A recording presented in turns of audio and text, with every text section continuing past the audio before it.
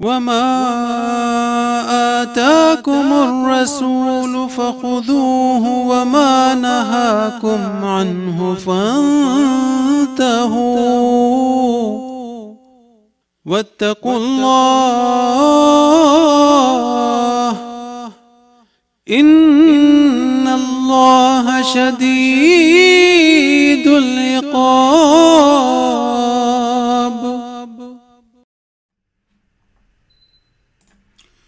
اعوذ باللہ من الشیطان الرجیم بسم اللہ الرحمن الرحیم. السلام علیکم ورحمۃ اللہ وبرکاتہ.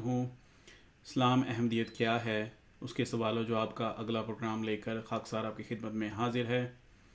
ناظرین، جیسا کہ آپ کو یہ بار بار یاد کرایا جاتا ہے کہ یہ پروگرام آپ کے فائدے کے لیے، ان تمام غیر احمدی حضرات اور خواتین کے فائدے کے لیے پروگرام بنایا جاتا ہے جن کو عام طور پر یا تو احمدیت کے بارے میں مکمل معلومات نہیں، یا پھر اگر معلومات ہیں تو وہ آدھی ہیں اور توڑ مڑوڑ کر عام طور پر لوگ پیش کرتے ہیں. اس کی وجہ سے عام طور پر یہ خیال کیا جاتا ہے کہ جیسے پاکستان کے آئین کے مطابق احمدی غیر مسلم ہیں اور وہ اپنے آپ کو مسلمان نہیں کہہ سکتے اور وہ کوئی بھی مسلمان کے شعار استعمال نہیں کر سکتے. اس کا مطلب یہ ہے کہ وہ واقعی ہی غیر مسلم ہیں. تو اس لیے آپ کی خدمت میں گزارش کروں گا کہ ایسی بات نہیں ہے. یہ صرف اور صرف ایک دھوکہ ہے کہ احمدی مسلمان نہیں. احمدی مسلمان ہیں اور الحمدللہ ہمارے آقا و مولا حضرت محمد مصطفیٰ صلی اللہ علیہ وسلم کے تمام بتائے ہوئے باتوں اور اصولوں کے اوپر ایمان رکھتے ہیں اور اس کے مطابق اپنی زندگی گزارتے ہیں. آج کے پروگرام میں میں اپنے جو پینل ہے ان کا انٹروڈکشن آپ سے کروا دیتا ہوں.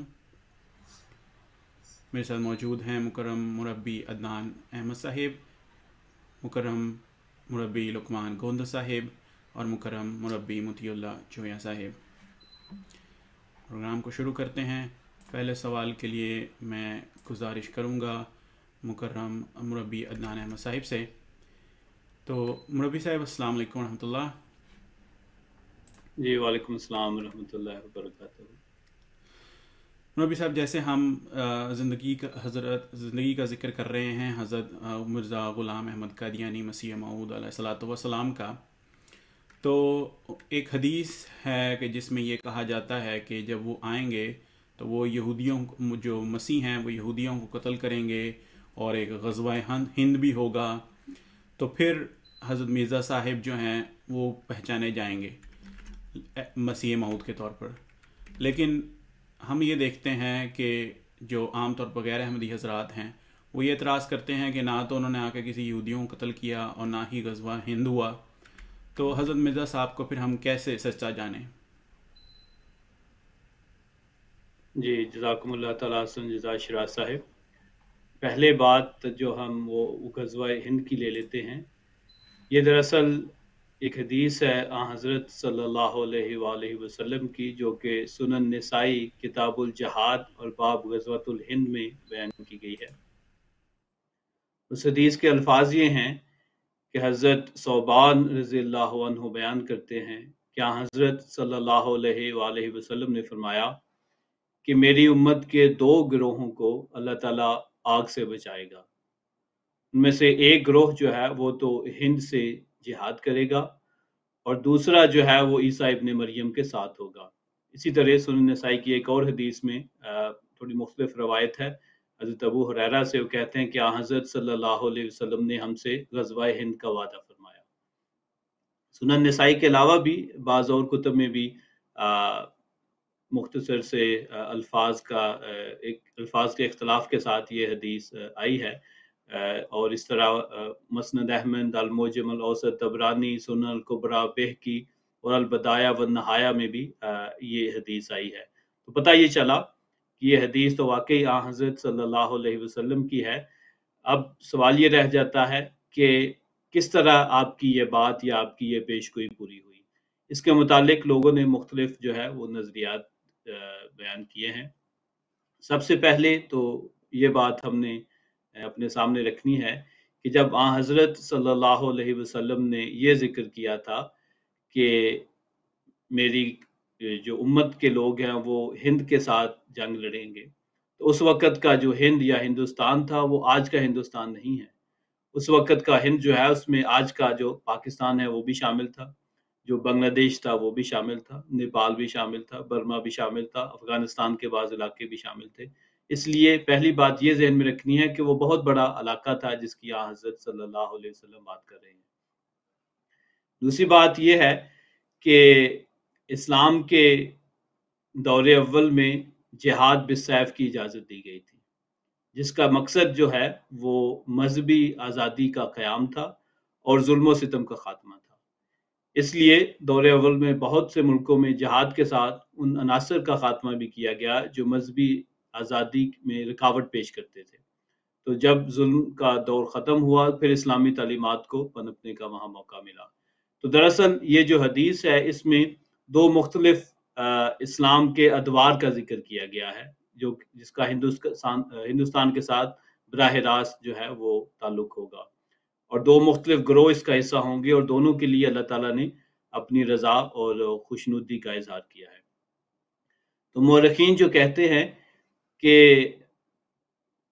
سب سے پہلے ہندوستان میں اسلام جو تھا وہ خلافت راشدہ کے دور میں ہی آ گیا تھا.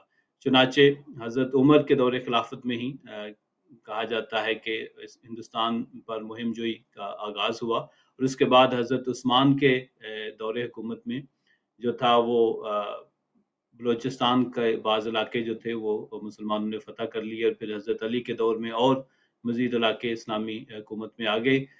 لیکن یہ جو سارا غلبہ تھا یا یہ جو ساری کامیابی تھی، یہ ان کی فتوحات سرحدی علاقوں تک محدود رہیں، اور پھر محمد بن قاسم کے دور میں ان کی فوجوں نے جب سندھ پر حملہ کیا اور اس کو اسلامی سلطنت میں شامل کر لیا، تو اسی لیے سندھ جو ہے وہ باب الاسلام کے نام سے جانا جاتا ہے. اس سے دراصل ہندوستان میں اصل فتوحات کا آغاز ہوا. پھر ایک لمبے عرصے تک مسلمان حکومت جو ہے وہ قائم رہی. اگرچہ بعض کی جو جنگیں تھیں وہ سیاسی بھی تھیں، لیکن شروع کے دور میں جو اسلام ایسے داخل ہوا کہ خلافت راشدہ کے دور میں ابتدا میں، اور پھر جب بعض ہندو راجوں مہاراجوں کے ظلم و ستم کا پتہ چلا تو پھر محمد بن قاسم اور ان کی فوج کے ذریعے اسلام جو ہے وہ ہندوستان میں داخل ہوا. تو پیشگوئی کا جو پہلا حصہ ہے وہ تو اس اولین جو دستے ہیں ان کے ذریعے پورا ہو گیا. تو وہ جو لوگ خلافت راشدہ میں وہاں گئے یا پھر محمد بن قاسم کے ذریعے گئے تو ان کے ذریعے سے جو ہے وہ اس پیشگوئی کا پہلا حصہ تو پورا ہو گیا، اور حضرت صلی اللہ علیہ وسلم نے ان کو جنت کی بشارت دی. اب بات رہ جاتی ہے دوسرے گروہ کی، یعنی کہ جو حضرت صلی اللہ علیہ وسلم نے جس کا تعلق مسیح کے ساتھ بیان کیا ہے، وہاں جو ہے وہ جنگ کا ذکر نہیں ہے. ایک اور بات ذہن میں رکھنے والی وہ یہ ہے کہ مسیح کا ذکر بھی ہندوستان کے معنوں میں کیا، جس سے ثابت ہوتا ہے کہ آنے والا مسیح جو ہے وہ بھی ہندوستان میں سے ہوگا. تو اس لحاظ سے حضرت صلی اللہ علیہ وسلم نے ہماری رہنمائی کر دی کہ دوسرا جو گروہ ہوگا وہ مسیح علیہ السلام کے ساتھ ہوگا، لیکن وہ جنگ نہیں کریں گے، کیونکہ بخاری کی ایک اور حدیث جو ہے وہ باب نزول عیسیٰ کے ضمن میں آتی ہے، جس میں حضرت صلی اللہ علیہ وسلم نے فرمایا کہ جب وہ مسیح آئے گا، یازع الحرب کے الفاظ آتے ہیں کہ وہ جنگوں کا خاتمہ کر دے گا اور جزیے کا بھی خاتمہ کر دے گا. تو اس لحاظ سے یہ بات ثابت ہوئی کہ جب اس مسیح نے آنا تھا اس نے جنگیں نہیں کرنی تھی، بلکہ اسلام کا پیغام جو ہے وہ محبت اور امن کے ساتھ پھیلانا تھا. کیونکہ جب حضرت بانی سلسلہ ہندوستان میں آئے، یعنی کہ آپ نے اپنا دعویٰ کیا، تو کوئی مذہبی روک نہیں تھی، بلکہ بعض صورتوں میں تو جو مسلمان ممالک ہیں ان سے بھی زیادہ مذہبی آزادی تھی ہندوستان میں. تو اس لحاظ سے ضرورت نہیں تھی کہ خواہ مخواہ جنگ و جدال کیا جاتا.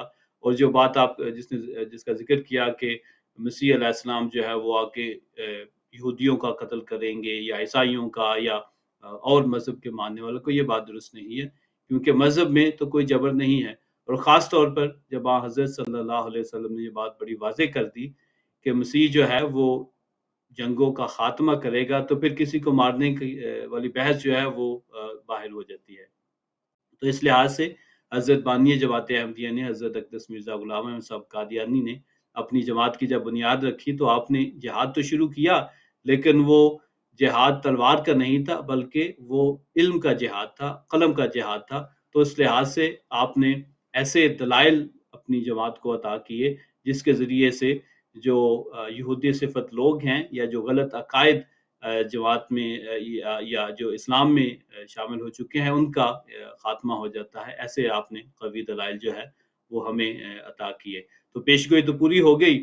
پہلے زمانے میں والی بھی جو کہ جیسے میں نے ذکر کیا کہ خلافت راشدہ کے دور میں اور پھر محمد بن قاسم اور اس کے ساتھیوں کے ذریعے سے. دوسرا دور جو ہے وہ حضرت بانی سلسلہ عالیہ احمدیہ کے ذریعے سے وہ پیشگوئی پوری ہو گئی.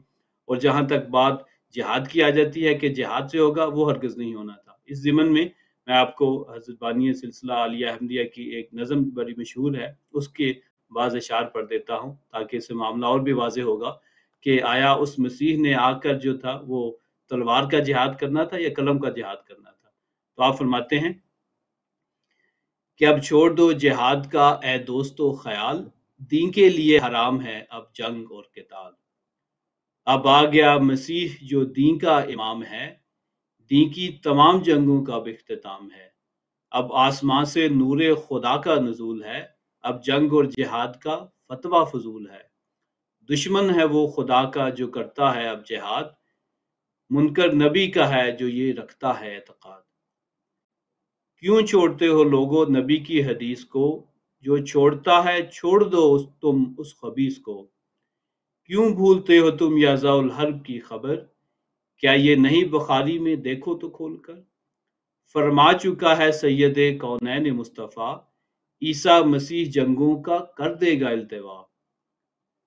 پھر فرمایا کہ یہ حکم سن کے بھی جو لڑائی کو جائے گا، یہ حکم سن کے بھی جو لڑائی کو جائے گا، وہ کافروں سے سخت ہزیمت اٹھائے گا. تو بالکل آپ کی یہ بات پوری ہو گئی.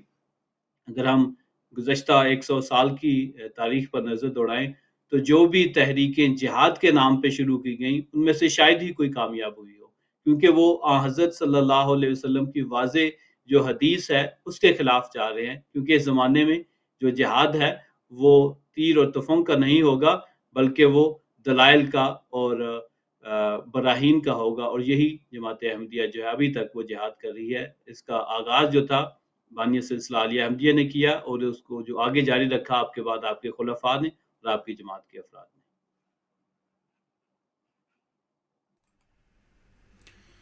جزاک اللہ ربی صاحب، آپ نے تفصیل سے سوال کا جواب دے دیا ہے، اور میرا نہیں خیال کہ اب مسیح موعود علیہ الصلوۃ والسلام کو پہچاننے میں کوئی مشکل رہ گئی ہوگی، کیونکہ ہم لوگ روز یہ آیتیں اور حدیثیں پڑھتے ہیں، لیکن کیونکہ ہمیں گمراہ کر دیا گیا ہے تو اس لیے ہم جو ہے اس کو سطحی پڑھ کے اور چھوڑ دیتے ہیں اور ہم اس کو صحیح طریقے سے سمجھتے نہیں.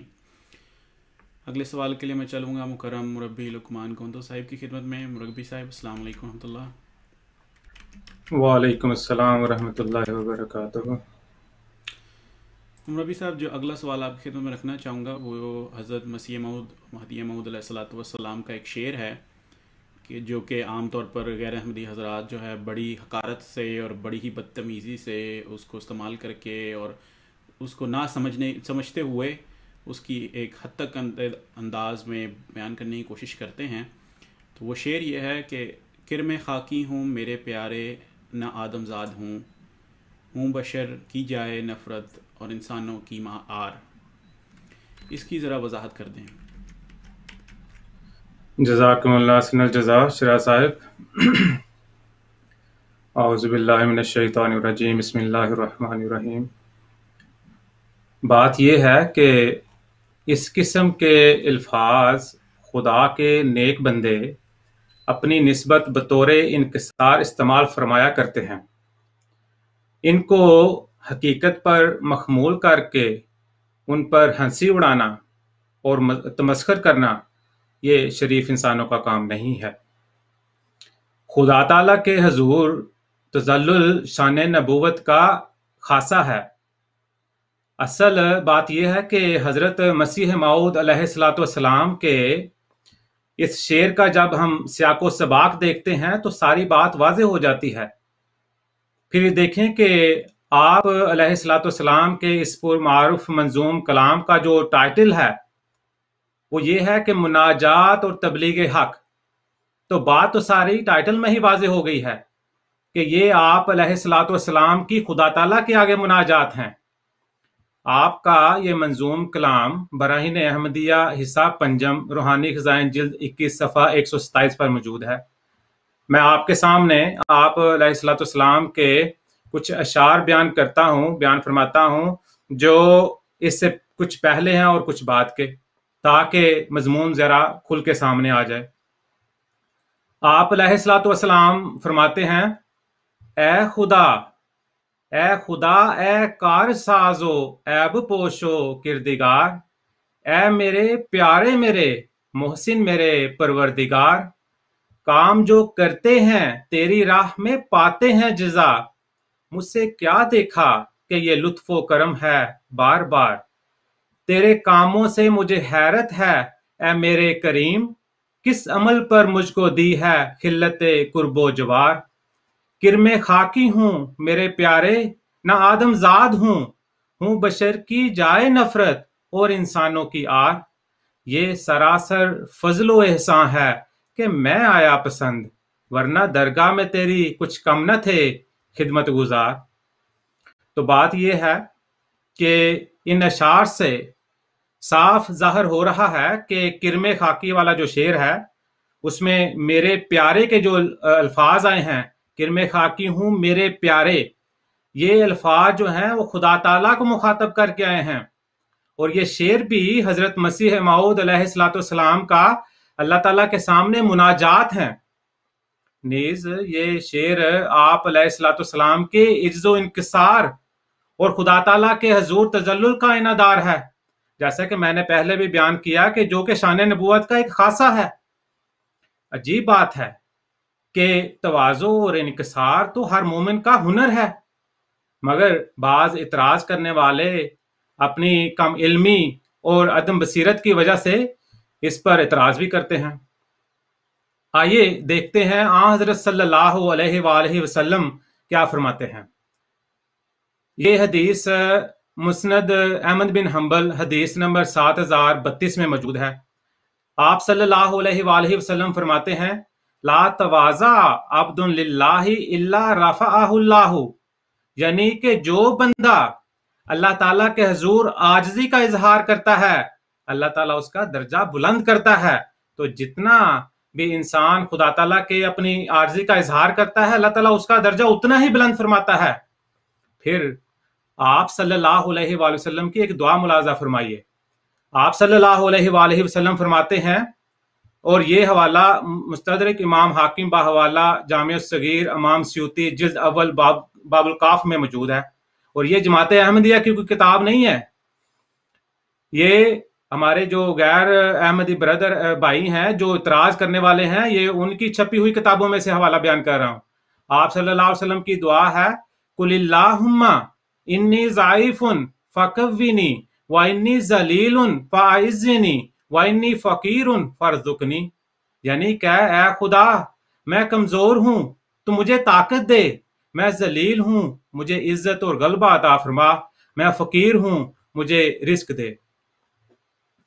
پھر اسی قسم کے انکسار کا اظہار حضرت داؤد علیہ الصلوۃ والسلام کی مناجات میں بھی پایا جاتا ہے، بلکہ یہ جو شعر ہے یہ حضرت داؤد علیہ الصلوۃ والسلام کی مناجات ہی ہیں۔ حضرت مسیح پاک علیہ الصلوۃ والسلام نے تو ان کے جو مناجات کو اپنے شعر میں ڈالا ہے، جو خدا تعالیٰ کے سامنے مناجات کی ہیں۔ چنانچہ یہ زبور میں لکھا ہے، حضرت داؤد علیہ الصلوۃ والسلام فرماتے ہیں، یہ زبور نمبر 22 آیت 6 میں یہ لکھا ہوا ہے یہ شعر۔ حضرت داؤد علیہ الصلوۃ والسلام کیا فرماتے ہیں؟ فرماتے ہیں، پر میں تو کیڑا ہوں انسان نہیں، میں تو کیڑا ہوں انسان نہیں، آدمیوں میں انگشت نما ہوں اور لوگوں میں حقیر۔ انگلش میں بھی پڑھ دیتا ہوں، اس کا حوالہ جو ہے وہ سام 22:6 ہے، ورس نمبر 6 ہے۔ حضرت داؤد علیہ السلام says, but I am a worm and not a person, a disgrace of mankind and despised by the people۔ اب دیکھیں کہ دوبارہ ہم وہ شعر حضرت مسیح پاک علیہ السلام کا آپ کے سامنے بیان کرتا ہوں، اور ان کا موازنہ کر کے دیکھیے۔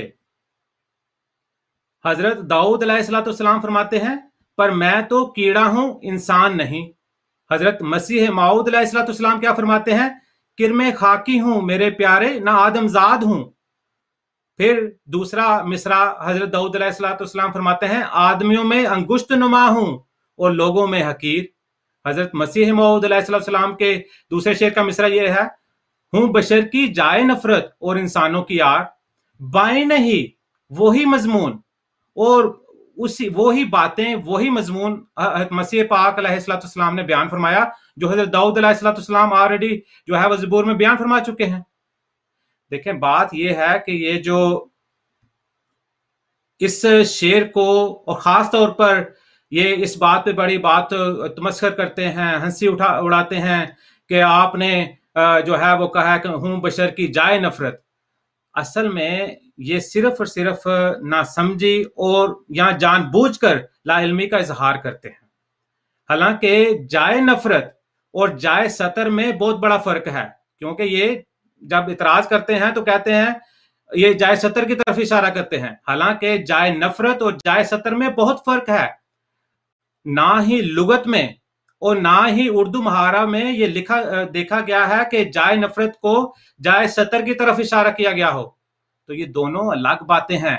और मैंने जैसा कि आपके सामने बयान भी किया कि ये ज़बूर से हजरत दाऊद अलैहिस्सलाम का शेर है और बैन नहीं वही मजमून है, और इसका हजरत मसीह मऊद अलैहिस्सलाम के शेर का और हजरत दाऊद अलैहिस्सलाम ने जो ज़बूर में फरमाया, इसमें साफ तौर पर और इसका सही मतलब तो ये है कि मैं एक बशरी तो हूं, इस वजह से इंसानों की तरफ से मुझे नफरत और हकारत का मिलना एक लाजमी अमर है। देखें, जो भी अंबिया इस दुनिया में आए, उनके जो मुखालफीन हैं, उन्होंने हमेशा जो है, जब भी उस नबी ने दावा किया कि मैं खुदा ताला की तरफ से हूं, लोगों ने उन पर बहुत सारे एतराजात किए, उनकी जिंदगियों पर एतराजात किए, उनके जो इल्हामात होते हैं उन पर एतराजात करते हैं, उनकी जो तहरीरात होती हैं उन पर एतराजात करने शुरू कर देते हैं। हालांकि वही नबी पहले वो सबके लिए वो बहुत अच्छा इंसान होता है, जो ही वो तो ये तो सुन्नतुल्लाह है, ये तो चल रही है कि लोग जो हैं जैसा कि कुरान मजीद में हमने कोई नबी नहीं भेजा जिस पर तमस्कर ना किया गया हो, तो ये तो हर नबी के साथ यही सलूक हुआ है। हजरत ईसा अलैहिस्सलाम को यहूदियों ने क्या क्या लकब नहीं दिए, और वही लकब जो है आज के जो हमारे गैर अहमदी अपने आप को सोकाल मुसलमान कहते हैं, हकीकी मुसलमान कहते हैं, वही जो है वही सलूक किया उन्होंने हज़रत मसीह पाक अलैहिस्सलाम के साथ जो यहूदियों ने हज़रत ईसा अलैहिस्सलाम के साथ किया। वही लक़ब जो है हज़रत ईसा अलैहिस्सलाम को यहूदियों ने दिए, हज़रत मसीह पाक अलैहिस्सलाम को भी वही लक़ब दिए। दज्जाल कहा, काफिर कहा, हकीर कहा, तो ये नाउज़ुबिल्लाह, तो यही बातें तो हैं, यही बातें तो हज़रत मसीह पाक अलैहिस्सलाम फरमा रहे हैं कि मैं तो मुझसे लोग नफरत करते हैं, मुझे जो है मुझसे आर करते हैं, ए खुदा तू ही जो है, क्योंकि मेरी तो कोई हैसियत नहीं है तेरे सामने। तो ये मजमून जो है इसमें साफ बिल्कुल वाज़े तौर पर बयान किया है। और एक बात याद रखें, इस शेर पर इतराज करने से पहले ये देखें कि ये इतराज हजरत दाऊद अलैहिस्सलाम पर भी पड़ता है, तो फिर हजरत मसीह पाक अलैहिस्सलाम पर इतराज करने से पहले हजरत दाऊद अलैहिस्सलाम का जहन में रखा करें। दूसरी बात, आगे चलते हैं। इसी तरह हजरत अयूब अलैहिस्सलाम ने बारगाह रब्बुल इज्जत में अपने आप को अब्द जलील करार दिया है। आप फरमाते हैं, और यह तफसीर कबीर इमाम राजी जिल्द 6 सफ़ा 181 पर यह हवाला मौजूद है। आप फरमाते हैं, इलाही अना अब्दुन जलीलुन, यानी या खुदा मैं जलील इंसान हूं, लेकिन अगर कोई शख्स इन मुनाजात की बिना पर हजरत अयूब अलैहिस्सलाम को इन्हीं अल्फाज से मुखातब कर दे, तो उससे बढ़कर कौन बदबख्त हो सकता है। तो यही हाल है। आप देखें कि सिर्फ ये तो अंबिया की मैंने चंद मिसालें आपके सामने बयान फरमाई, उम्मत मोहम्मदिया में भी जो बुजुर्गान सल्फ गुजरे हैं उनके भी हवाले इस तरह के मिलते हैं कि उन्होंने अपने बारे में कितनी आजी वाले जो है अल्फाज जो है वो अपने बारे में कहे हों। तो उनमें से सिर्फ एक का मैं हवाला आपके सामने बयान फरमा देता हूं कि हजरत जुनैद बगदादी रहमुल्लाह फरमाते हैं, मैंने हदीस शरीफ पढ़ी है جس میں جناب رسالت مآب صلی اللہ علیہ وآلہ وسلم فرماتے ہیں کہ زمانہ آخر میں مخلوق کا نیک گمان اس شخص کے متعلق ہوگا جو سب سے بدتر ہوگا اور واعظ بیان کرے گا، چنانچہ میں نے اپنے آپ کو سب سے بدترین دیکھا، اس لیے آن حضرت صلی اللہ علیہ وآلہ وسلم کا ارشاد سچا ہونے کی وجہ سے واعظ بیان کرتا ہوں۔ یہ حوالہ تذکرۃ الاولیاء شیخ فرید الدین عطار باب 3 دربیان حضرت جنید بغدادی رحمہ اللہ کے میں موجود ہے۔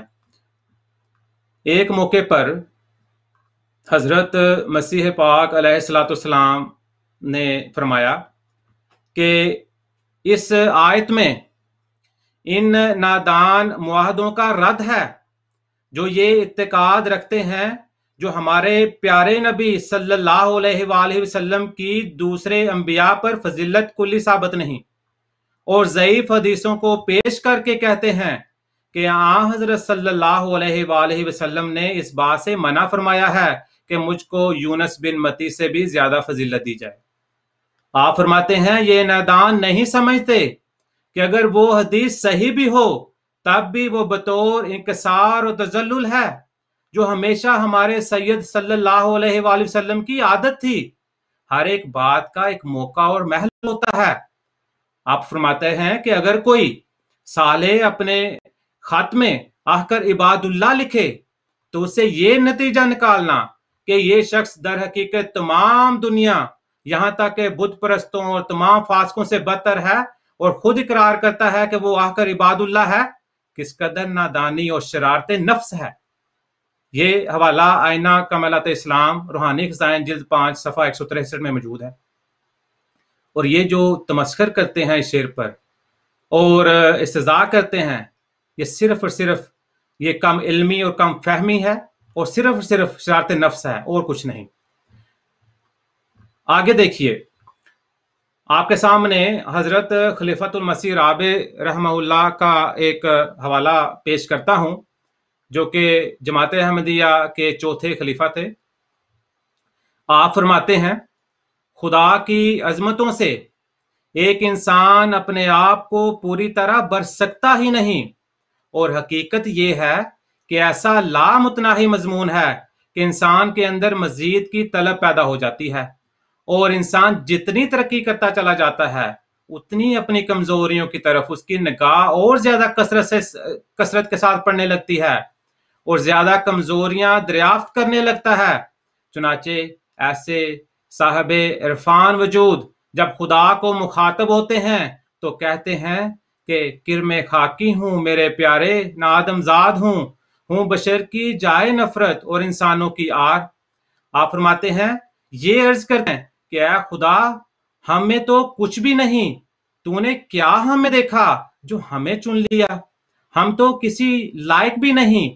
بے شمار محبت اور عشق کے ترانے دل سے اٹھتے ہیں جو دوسرے سننے والوں کو عجیب دکھائی دیتے ہیں۔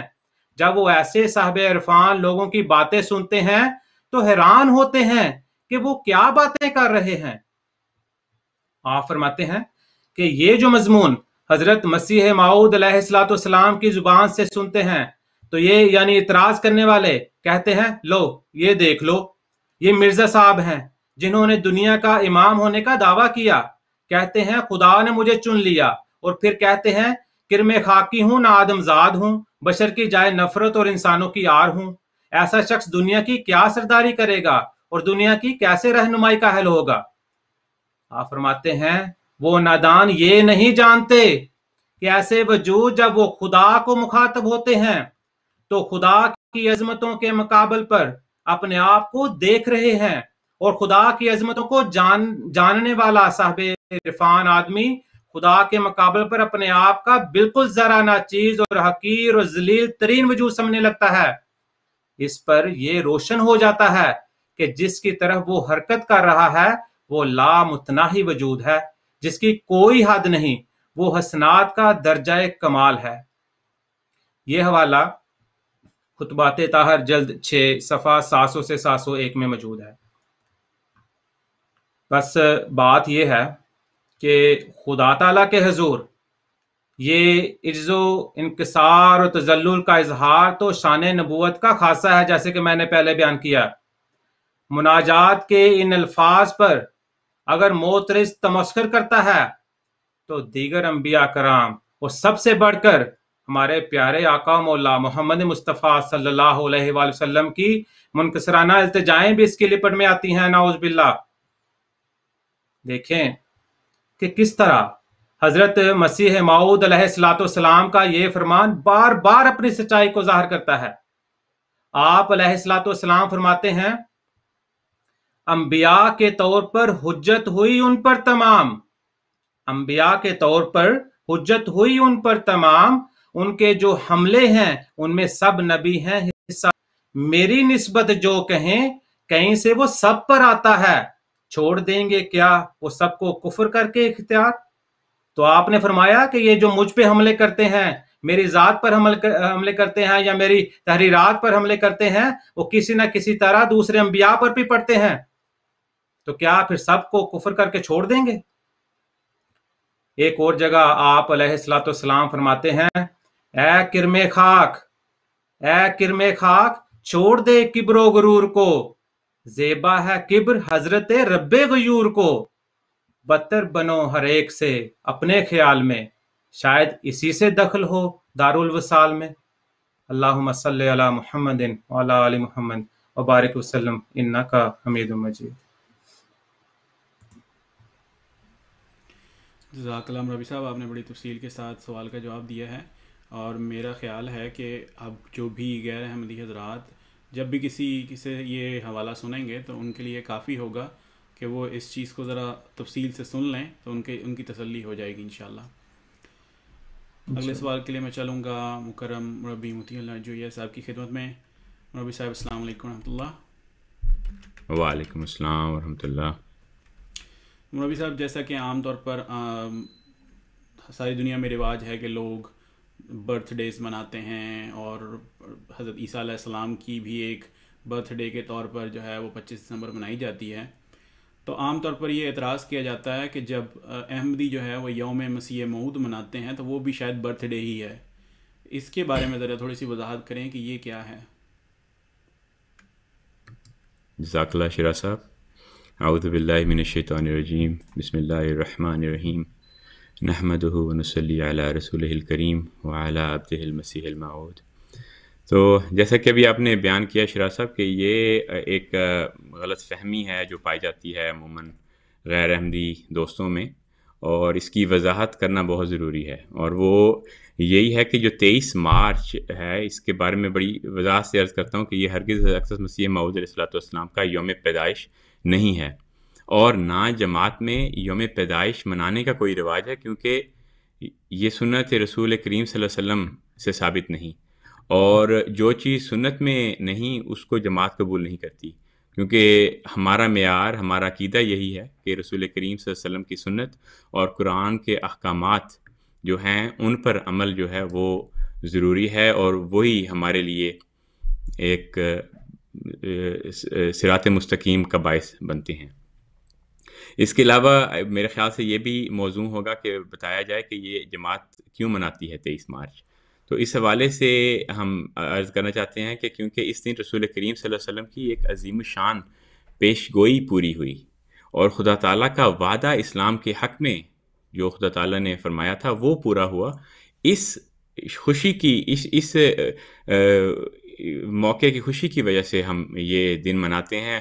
چنانچہ ہم دیکھتے ہیں کہ 1889 میں 23 مارچ وہ دن ہے جس دن لدھیانہ میں حضرت منشی صوفی احمد جان خان صاحب کے مکان پر سلسلہ بیعت کا آغاز ہوا، اور اس ذریعے سے اس دن سے حضرت مسیح رسول کریم صلی اللہ علیہ وسلم کی وہ عظیم بشارت جو آپ نے عطا فرمائی امت مسلمہ کو وہ پوری ہوئی۔ اس دن پچھلے 12 صدیوں سے جو علماء کرام جن خوشیوں کے گیت گاتے آئے تھے کہ اس دن مسیح موعود اسلام آئے گا تو احیاء کلمہ اسلام ہوگا، وہ دن یہ دن ثابت ہوا، اور اس دن اس کا آغاز ہوا۔ تو اس حوالے سے جماعت جو ہے وہ مناتی ہے۔ اب آپ کہہ سکتے ہیں کہ جی وہ کون سی ایسی پیش خبریاں ہیں جن کا ہمیں نہیں پتہ تو آپ لوگ جانتے ہیں اس لیے منا رہے ہیں۔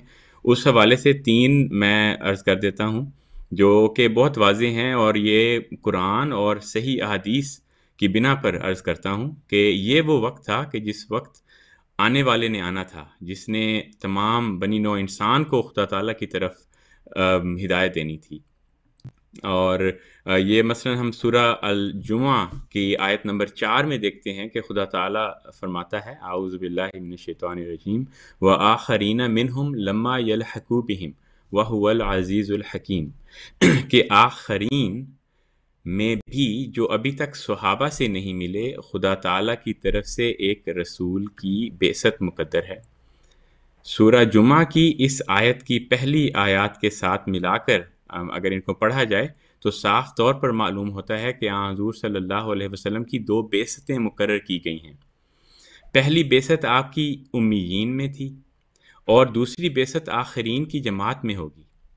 اس کی تفصیل خود رسول کریم صلی اللہ علیہ وسلم اپنی ایک حدیث مبارکہ میں، اور یہ بخاری کی حدیث میں پیش کرتا ہوں، اس میں حضرت ابو ہریرہ رضی اللہ عنہ بیان کرتے ہیں کہ حضور صلی اللہ علیہ وسلم کے پاس ہم بیٹھے ہوئے تھے اور سورہ الجمعہ حضور صلی اللہ علیہ وسلم پر نازل ہوئی، جس میں یہ آیت بھی تھی وآخرین منہم لما یلحقوا بہم۔ تو رسول کریم صلی اللہ علیہ وسلم سے دریافت کیا گیا کہ یا رسول اللہ یہ کون لوگ ہیں جن کا اس آیت میں ذکر ہے، یعنی آخرین منہم سے کون لوگ مراد ہیں؟ تو حضور صلی اللہ علیہ وسلم نے اس کا کوئی جواب نہ دیا، حتیٰ کہ یہ سوال 3 مرتبہ پوچھا گیا۔ تو اس پر اس مجلس میں حضرت سلمان فارسی رضی اللہ عنہ بھی تشریف فرماتے، تو آپ صلی اللہ علیہ وسلم نے اپنا دایاں ہاتھ حضرت سلمان فارسی کے کندھے پر رکھ کر فرمایا کہ اگر ایمان سریہ سیارے کے پاس بھی چلا گیا تو پھر بھی ان اہل فارس میں سے ایک شخص یا ایک سے زائد اشخاص ایسے ہوں گے جو کہ اس کو واپس لے کے آئیں گے زمین پر۔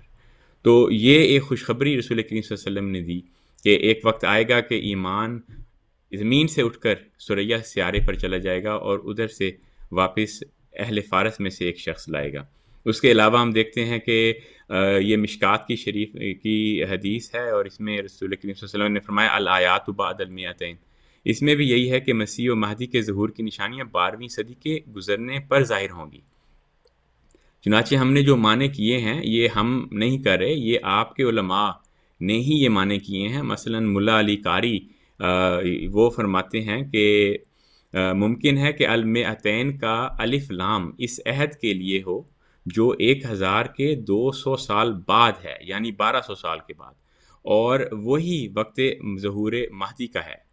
یہ ملا علی قاری کا میں نے حوالہ دیا ہے۔ موجودہ معاصرین میں سے جو موجودہ علماء ہیں، طاہر القادری صاحب ہو گئے یا باقی دیگر ہیں، تمام کا اس پر اتفاق ہے کہ اس حدیث سے حضور صلی اللہ علیہ وسلم کی مراد امام مہدی کی بعثت تھی، اور یہ بعثت 1200 سال کے بعد ہونی تھی۔ چنانچہ ہم دیکھتے ہیں کہ یہ مولانا طاہر القادری صاحب ہو گئے، انہوں نے بھی یہی کہا کہ اب یا تو مسیح وقت کو اب تک آ جانا چاہیے تھا یا 1000 سال اور انتظار کرنا ہوگا۔ تو اب دیکھیں کہ کس طرح یہ خدا تعالیٰ کا فضل ہے کہ خدا تعالیٰ نے ہمیں بطور جماعت یہ توفیق عطا فرمائی کہ ہم ان وعدوں کو نہ کہ صرف ان کی تصدیق کر سکیں، ان کو مان سکیں، بلکہ اس کے ساتھ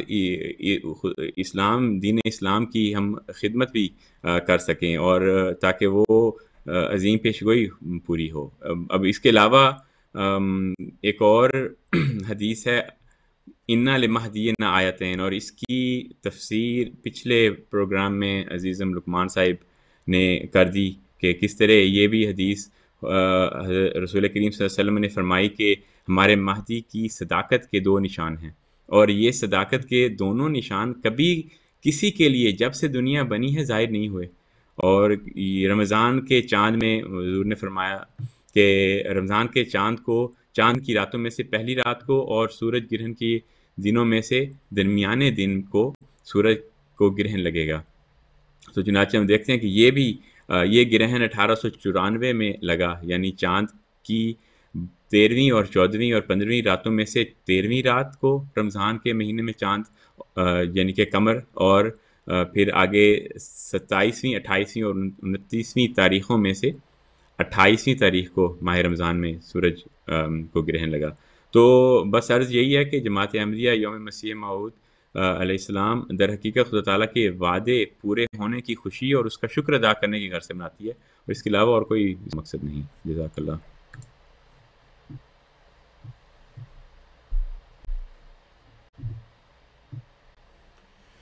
جزاک اللہ مولوی صاحب، آپ نے بہت ساری باتیں ناظرین کے سامنے رکھی ہیں جس میں بہت ساری نشانیاں بھی ہیں، اور حضرت آقا و مولا محمد مصطفیٰ صلی اللہ علیہ وسلم کی تمام احادیث ہیں۔ اور میں کیونکہ آپ بھی جانتے ہیں اور ناظرین بھی جانتے ہیں کہ میں بھی ایک جو ہے بیعت کر کے جماعت میں 8 سال پہلے شامل ہوا ہوں، تو یہ اللہ کے کرم اور فضل ہے کہ اللہ نے مجھے توفیق دی کہ میں ان تمام باتوں کو سمجھ کر جماعت میں شامل ہو سکوں اور جماعت کی باتوں کو سمجھ سکوں۔ اور جیسا کہ مربی لقمان صاحب اور مربی عدنان صاحب بھی یہی بات ذکر کر رہے تھے کہ یہ اللہ کی طرف سے عرفان ہوتا ہے، یہ اللہ کا کرم ہوتا ہے کہ وہ کسی کو علم عطا کرتا ہے۔ تو یہ بہت ضروری ہے کہ ہمیں دعا کہ صرف اور صرف یہ الزام بازی کا وقت نہیں ہے، اب مسیح کو پہچاننے کا وقت ہے، اور اس کے لیے دعا بہت ضروری ہے۔ مسیح موعود علیہ الصلوۃ والسلام نے اس کا طریقہ بھی بتایا ہے کہ آپ کو استخارہ کرنا ہے، کم از کم 2 ہفتے تو کم از کم استخارہ کریں اپنا دل صاف کر کے، تبھی آپ کو مسیح موعود کی پہچان ہوگی۔ اگر ہم بیٹھ کے صرف اور صرف باتیں ہی کرتے رہیں گے تو اس سے بات سمجھ نہیں آئے گی۔ جزاک اللہ مربی صاحب۔ اگلے سوال کے لیے میں جاؤں گا مکرم مربی عدنان احمد صاحب کی خدمت میں۔ مربی صاحب، جو اگلا سوال آپ کی خدمت میں رکھنا چاہوں گا وہ یہ ہے کہ حضرت مسیح مہدی موعود علیہ الصلوۃ والسلام کی بہت ساری کتب ہیں، تو ان کو کس ترتیب سے پڑھنا چاہیے، اس کی کچھ رہنمائی کر دیں۔ جی جزاکم اللہ۔ بات یہ ہے، جیسا کہ میں نے پہلے سوال کے جواب میں عرض کیا تھا، کہ مسیح موعود کا زمانہ دلائل اور براہین کا زمانہ ہے، نہ کہ تیر و تفنگ کا۔ تو اس لحاظ سے آپ نے ہمارے لیے اپنی کتب کے رنگ میں ایک عظیم الشان خزانہ چھوڑا ہے، جس سے حت الوسع استفادہ کرنے کی ہم میں سے ہر ایک کو کوشش کرنی چاہیے۔ اسی ضمن میں خود حضرت مسیح موعود علیہ السلام فرماتے ہیں کہ وہ خزائن جو ہزاروں سال سے مدفون تھے، اب میں دیتا ہوں گر ملے کوئی امیدوار۔ یعنی وہ مال جس کے متعلق حضرت صلی اللہ علیہ وسلم نے بھی فرمایا تھا کہ مسیح موعود جب آئے گا وہ لوگوں میں مال تقسیم کرے گا۔ اب انبیاء جو ہوتے ہیں وہ روپے اور پیسے اور ڈالر تو تقسیم نہیں نہ کرتے، اصل مال جو ہوتا ہے وہ تو حقائق اور معرف ہوتا ہے ان کے پاس، اور وہی وہ لے کے آتے ہیں۔ اور اسی کی پیشگوئی حضرت صلی اللہ علیہ وسلم نے بخاری کتاب الانبیاء باب نزول عیسیٰ میں کی تھی کہ وہ مسیح آئے گا اور لوگوں کو خزائن عطا کرے گا۔ تو اس لحاظ سے جب ہم حضرت مسیح موعود علیہ السلام کی کتب کی بات کرتے ہیں تو ہمیں یہ بات یاد رکھنی چاہیے کہ یہ کوئی معمولی کتابیں نہیں ہیں جو آپ کسی بھی لائبریری میں جا کے آپ کو مل جائیں گے، ہزارہا کروڑہا جو شائع ہو چکی ہیں، بلکہ یہ کتابیں خاص خدا تعالیٰ کی تائید و نصرت کے ساتھ لکھی گئی ہیں۔ اسی ضمن میں آپ علیہ السلام فرماتے ہیں، میں تو ایک حرف بھی نہیں لکھ سکتا۔ یہ حضرت بانی سلسلہ عالیہ احمدیہ فرماتے ہیں، میں تو ایک حرف بھی نہیں لکھ سکتا اگر خدا تعالیٰ کی طاقت میرے ساتھ نہ ہو۔ بارہا لکھتے لکھتے دیکھا ہے، ایک خدا کی روح ہے جو تیر رہی ہے، قلم تھک جایا کرتی ہے مگر اندر جوش نہیں تھکتا۔ طبیعت محسوس کیا کرتی ہے کہ ایک ایک حرف خدا تعالیٰ کی طرف سے آتا ہے۔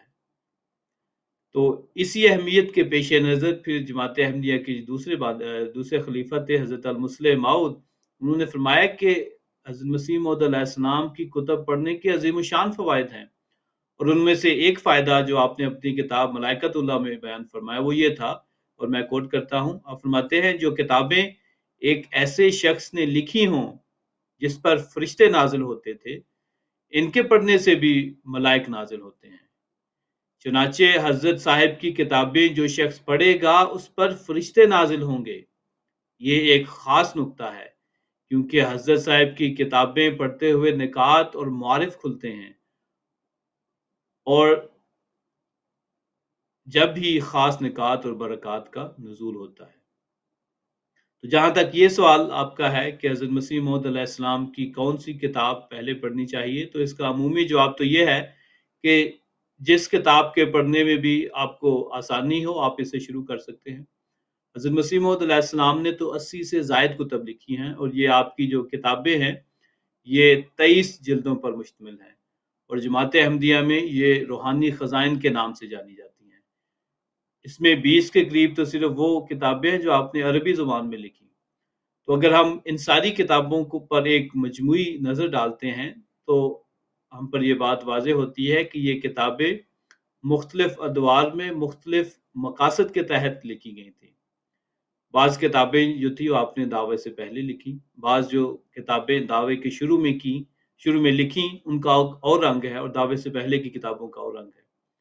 بعض کتابیں ان میں سے اس زمانے کے جو علماء اور مذہبی لیڈر تھے ان کو مخاطب کر کے یا ان کے مقابل پر آپ نے لکھی، اسی لیے اس میں بعض فلسفے کی باتیں ہیں، منطق ہے، بعض ایسی اصطلاحیں استعمال کی گئی ہیں جو اس زمانے کی طرز تحریر کو پیش نظر رکھ کر جو ہے وہ استعمال کی گئی، اور ان کو سمجھنے میں آج کل کا جو دور ہے وہ بعض اوقات مشکل پیش آتی ہے کیونکہ وہ پرانی قسم کی اردو تھی۔ لیکن جب آپ علیہ السلام نے اپنی جماعت کی بنیاد رکھی تو آپ نے تھوڑی سی اپنی طرز تحریر میں تبدیلی کی، کیونکہ اب جو تھا وہ اب مقصد ماننے والوں کی تربیت کرنا بھی تھا جو آپ کی جماعت میں شامل ہو رہے تھے۔ تو اس لحاظ سے جوں آپ کے دعوے پہ وقت گزرتا گیا تو آپ کی جو تحریر تھی وہ پڑھنے والوں کے لیے آسان ہوتی گئی۔ اس لیے جماعت احمدیہ میں عمومی طور پر یہی کہا جاتا ہے کہ وہ کتب جو آپ نے آخری زمانے میں لکھی، یعنی آپ نے اپنے وفات کے قریب جو کہ 1908 میں ہوئی اس کے قریب لکھی تھی، وہ نسبتاً زیادہ آسان ہے سمجھنے کے لحاظ سے۔ تو اگر انسان ان کتابوں کا پہلے مطالعہ کر لے تو پھر آپ کو حضرت مسیح موعود علیہ السلام کی جو طرز تحریر ہے اس سے بھی شناسائی ہو جائے گی، اور اسی طرح بعض مسائل جو ہیں ان سے بھی آپ کی واقفیت ہو جائے گی۔ تو ان کتابوں کے مطالعہ کے بعد آپ کے لیے آسان ہو جائے گا کہ بعض مشکل کتب جو بظاہر مشکل نظر آتی ہیں ان وجوہات کے بنا پر جو میں نے بیان کی ہیں، پھر آپ کو وہ کتابیں پڑھنے میں بھی آسانی ہو جائے گی۔ تو آخری زمانے کی بعض کتب کا میں ذکر کر دیتا ہوں، مثلا پیغام صلح ہے، حقیقت الوحی ہے، براہین احمدیہ حصہ پنجم ہے، الوصیت ہے، lecture Lahore, lecture Sialkot, lecture Ludhiana ہے، کشتی نوح ہے، وغیرہ وغیرہ۔ یہ وہ کتابیں ہیں جو کہ آپ نے آخری تقریباً 10 سال میں لکھی اپنی زندگی کے۔ تو اس میں طرز تحریر بھی آسان سی ہے، واقعات کے رنگ میں بعض باتیں بیان کی گئی ہیں، اور سمجھنے والے جو ہیں ان کے لیے سمجھنا آسان کر دیا ہے، اور وہ باتیں جو پہلی کتب میں تھوڑی مشکل نظر آتی تھی وہ ان کتابوں میں آسانی کے ساتھ آپ نے بیان کر دی ہے۔ پھر اگر کوئی خاص اور معین ترتیب کے ساتھ پڑھنا چاہے تو اس کے بارے میں بھی جماعت احمدیہ کے خلفاء نے وقتاً فوقتاً ہماری رہنمائی کی ہے۔ 1920 میں جماعت احمدیہ کے ایک مخلص احمدی نے حضرت المصلح موعود رضی اللہ عنہ کی خدمت میں بذریعہ مکتوب یہ استفسار کیا کہ حضرت مسیح موعود علیہ السلام کی کتابیں جو ہیں وہ کس ترتیب سے پڑھنی چاہیے۔ تو اس کے جواب میں جو حضرت المصلح موعود رضی اللہ عنہ نے تحریر فرمایا وہ میں آپ کی خدمت میں بیان کر دیتا ہوں۔ آپ کہتے ہیں، نمبر 1، سب سے پہلے ازالہ اوہام کی ضرورت ہے۔ دوم، براہین احمدیہ حصہ پنجم۔ سوم، تحفہ گولڑویہ۔ چہارم، الوصیت۔ پنجم، تقویت الایمان، جس کا ایک نام کشتی نوح بھی ہے۔ پھر چھٹے نمبر پہ فرمایا کہ حقیقت الوحی۔ پھر فرمایا کہ ان کو اچھی طرح سمجھ لینے کے بعد دوسرا سلسلہ جو ہے اس میں پھر یہ پہلے وقت جو ہے یہ پہلی 6 کتب کا ذکر کیا، پھر فرمایا ان کو اچھی طرح سمجھ لینے کے بعد دوسرا سلسلہ اس طرح شروع کرے کہ براہین احمدیہ کے پہلے 4 حصے پڑھے۔ نمبر 2، سرمہ چشم عاریہ۔ نمبر 3، آئینہ کمالات اسلام۔ نمبر 4، اسلامی اصول کی فلسفی، اور پھر چشمہ معرفت۔ اور پھر اس کے بعد آپ نے فرمایا اور وقت ملے تو باقی جو حضرت مسیح موعود علیہ السلام کی دوسری کتابیں ہیں وہ بھی پڑھیں۔ براہین احمدیہ حصہ پنجم اور حقیقت الوحی اس کے ساتھ ملحوظ رہے۔ اگر خود تحقیق کی فرصت نہ ہو تو حقیقت النبوہ کا مطالعہ کیا جائے۔ یہ حضرت المصلح موعود کی کتاب ہے، لیکن آپ نے اس مضمون کو سمجھانے کے لیے آپ نے فرمایا اگر خود تحقیق کی فرصت نہ ہو تو حقیقت النبوہ کا مطالعہ کیا جاوے، مگر یہ یاد رکھنا چاہیے کہ حضرت اقدس کی صرف کتب کا مطالعہ کافی نہیں، اس سے محض علمی رنگ کامل ہوتا ہے۔ ایک اور چیز ہے جس کے بغیر حضرت اقدس کی بعثت سے انسان پورا فائدہ نہیں اٹھا سکتا، اور وہ ان ڈائریوں کا مطالعہ ہے جو وقتاً فوقتاً اخباروں میں چھپتی رہی ہیں۔ ان کا علمی حصہ ایسا یقینی نہیں جیسے حضرت اقدس کی کتب ہیں، کیونکہ ڈائری نویس بعض وقت الفاظ پوری طرح یاد نہیں رکھ سکتا، لیکن ان سے دو باتوں کا پتہ لگتا ہے۔ اس ڈائری سے مراد حضرت مسلم موعود کی ملفوظات ہیں جو کہ 10 جلدوں میں ہیں۔ فرماتے ہیں کہ ان سے دو باتوں کا پتہ چلتا ہے، یعنی کہ ان ڈائریوں سے۔ ایک یہ کہ حضرت اقدس اپنی بعثت کا مطلب کیا سمجھے تھے اور اسے پورا کرنے کے لیے کس رنگ میں کوشش کرتے رہے۔ دوسرے یہ کہ جن لوگوں کے سامنے حضور کا دعویٰ پیش ہوا اور اسے انہوں نے قبول کیا اور سالہا سال تک آپ کے ساتھ رہے یا کثرت سے آپ کی ملاقات کرتے رہے، انہوں نے حضور کے کلام سے کیا سمجھا اور آپ کے ساتھ کس رنگ میں معاملہ کرتے تھے۔ ان دونوں باتوں کے جاننے کے بغیر انسان احمدیت کے مغز کو نہیں پا سکتا۔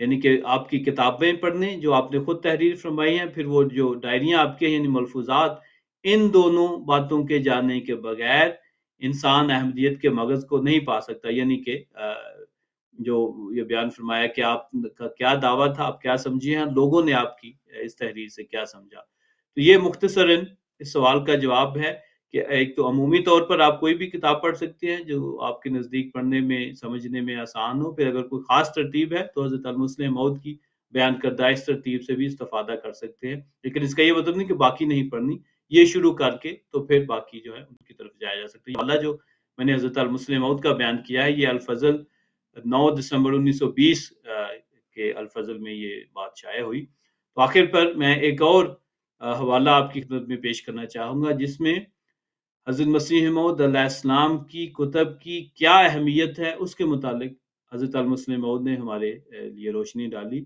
اور ایسا عظیم شان ایک حوالہ ہے کہ انسان حیران ہو جاتا ہے کہ کیا واقعی ایسی قدر ہے ان کتابوں کی؟ اگر ہے تو ہمیں ضرور ان سے استفادہ کرنا چاہیے، اور اگر کوئی عمدن استفادہ نہیں کرتا تو وہ بہت بڑے گھاٹے میں ہے ایک لحاظ سے۔ آپ نے مجلس مشاورت 1925 کے موقع پر اعلان فرمایا کہ حضرت مسیح موعود علیہ السلام خدا تعالیٰ کی طرف سے آئے تھے، محمد صلی اللہ علیہ وسلم کا بروز ہو کر آئے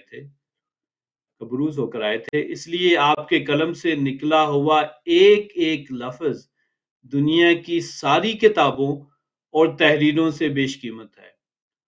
اور اگر کبھی یہ سوال پیدا ہو، یہ بڑی اہم بات ہے، ماتے ہیں، اور اگر کبھی یہ سوال پیدا ہو کہ حضرت مسیح موعود علیہ السلام کی تحریر کی ایک سطر محفوظ رکھی جائے یا سلسلہ کے سارے مصنفین کی کتابیں،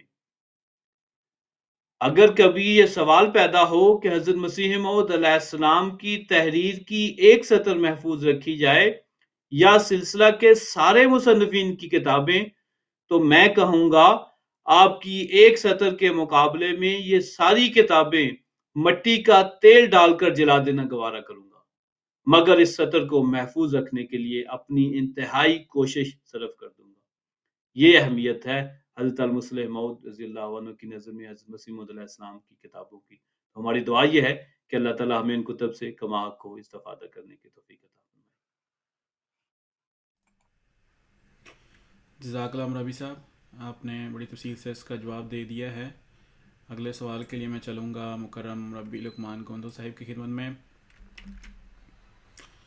ربی صاحب، جیسا کہ موجودہ زمانے کے حالات و ترقیات کا حضرت اقدس مسیح موعود علیہ السلام کے ساتھ تعلق تھا، تو اس کے بارے میں سوال آپ کے سامنے یہ ہے کہ وہ کیا تعلق تھا اور کس طرح حضرت اقدس مسیح موعود و مہدی موعود علیہ السلام کی وہ تمام حالات ان کی صداقت کی دلیل بنتے ہیں۔ جزاک اللہ اشرف صاحب۔ دیکھیں کہ یہ عجیب اللہ تعالیٰ کی شان ہے کہ جس صدی میں مسیح موعود علیہ السلام کی پیدائش ہوئی، اسی صدی میں حیرت انگیز سائنسی ترقیات مارز وجود میں آئیں۔ آپ علیہ السلام نے اپنے علم کلام میں متعدد بار ان سائنسی ترقیات کا ذکر بھی فرمایا ہے۔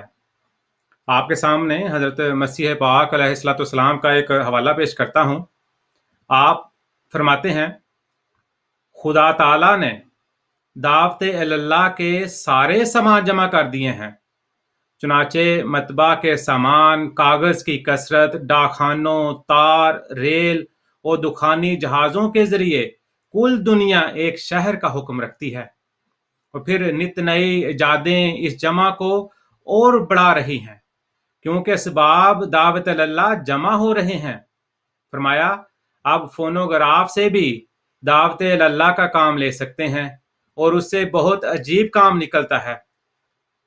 اخباروں اور رسالوں کا اجرا، غرض اس قدر سامان دعوت اللہ کے جمع ہوئے ہیں کہ اس کی نظیر کسی پہلے زمانے میں ہم کو نہیں ملتی۔ یہ حوالہ ملفوظات جلد دوم صفحہ 49 پر موجود ہے۔ اب دیکھتے ہیں کہ جس صدی میں مسیح موعود و امام مہدی علیہ الصلوۃ والسلام کا ظہور ہوا، آپ کے ظہور کے ساتھ کون سی سائنسی ترقیات بھی معرض وجود میں آئیں۔ سب سے پہلے میں الیکٹرک پاور یعنی بجلی کا ذکر کرنا چاہتا ہوں۔ حضرت مسیح موعود علیہ الصلوۃ والسلام کی پیدائش مبارک 1835 عیسوی میں ہوئی، اور الیکٹرونکس میں بجلی کی رو کا تعارف پہلی دفعہ 1835 میں ہی ہوا۔ پھر ٹیلی گراف جو ہے وہ 1837 کی ایجاد ہے۔ پھر پہلا الیکٹرک بلب جو ہے وہ 1878 میں متعارف ہوا۔ پھر دیکھیں کہ 1882 میں ایڈیسن نے دنیا کا پہلا بجلی گھر لندن میں قائم کیا، اور 1882 میں ہی حضرت مسیح موعود علیہ الصلوۃ والسلام کو ماموریت کا پہلا الہام ہوا۔ پھر اس کے بعد الیکٹرک انڈسٹری نے بڑی تیزی کے ساتھ ساری دنیا میں ترقی کی اور پھیلتی ہی چلی گئی۔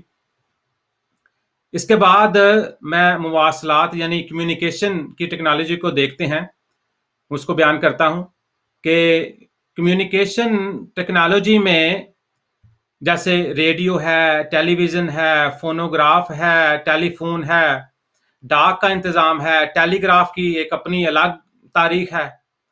تو وائرلیس مواصلات کا جو آغاز ہے وہ 1893 میں ہو چکا تھا۔ دیکھیں جو فونوگراف ہے جس کی ایجاد جو ہے وہ 1877 میں ہوئی۔ حضرت مسیح موعود علیہ الصلوۃ والسلام نے فونوگراف سے فائدہ اٹھا کر 1899 میں اس میں ایک نظم ریکارڈ کروائی۔ بہرحال وہ کسی وجہ سے وہ آواز جو ہے وہ محفوظ تو نہ رہ سکی۔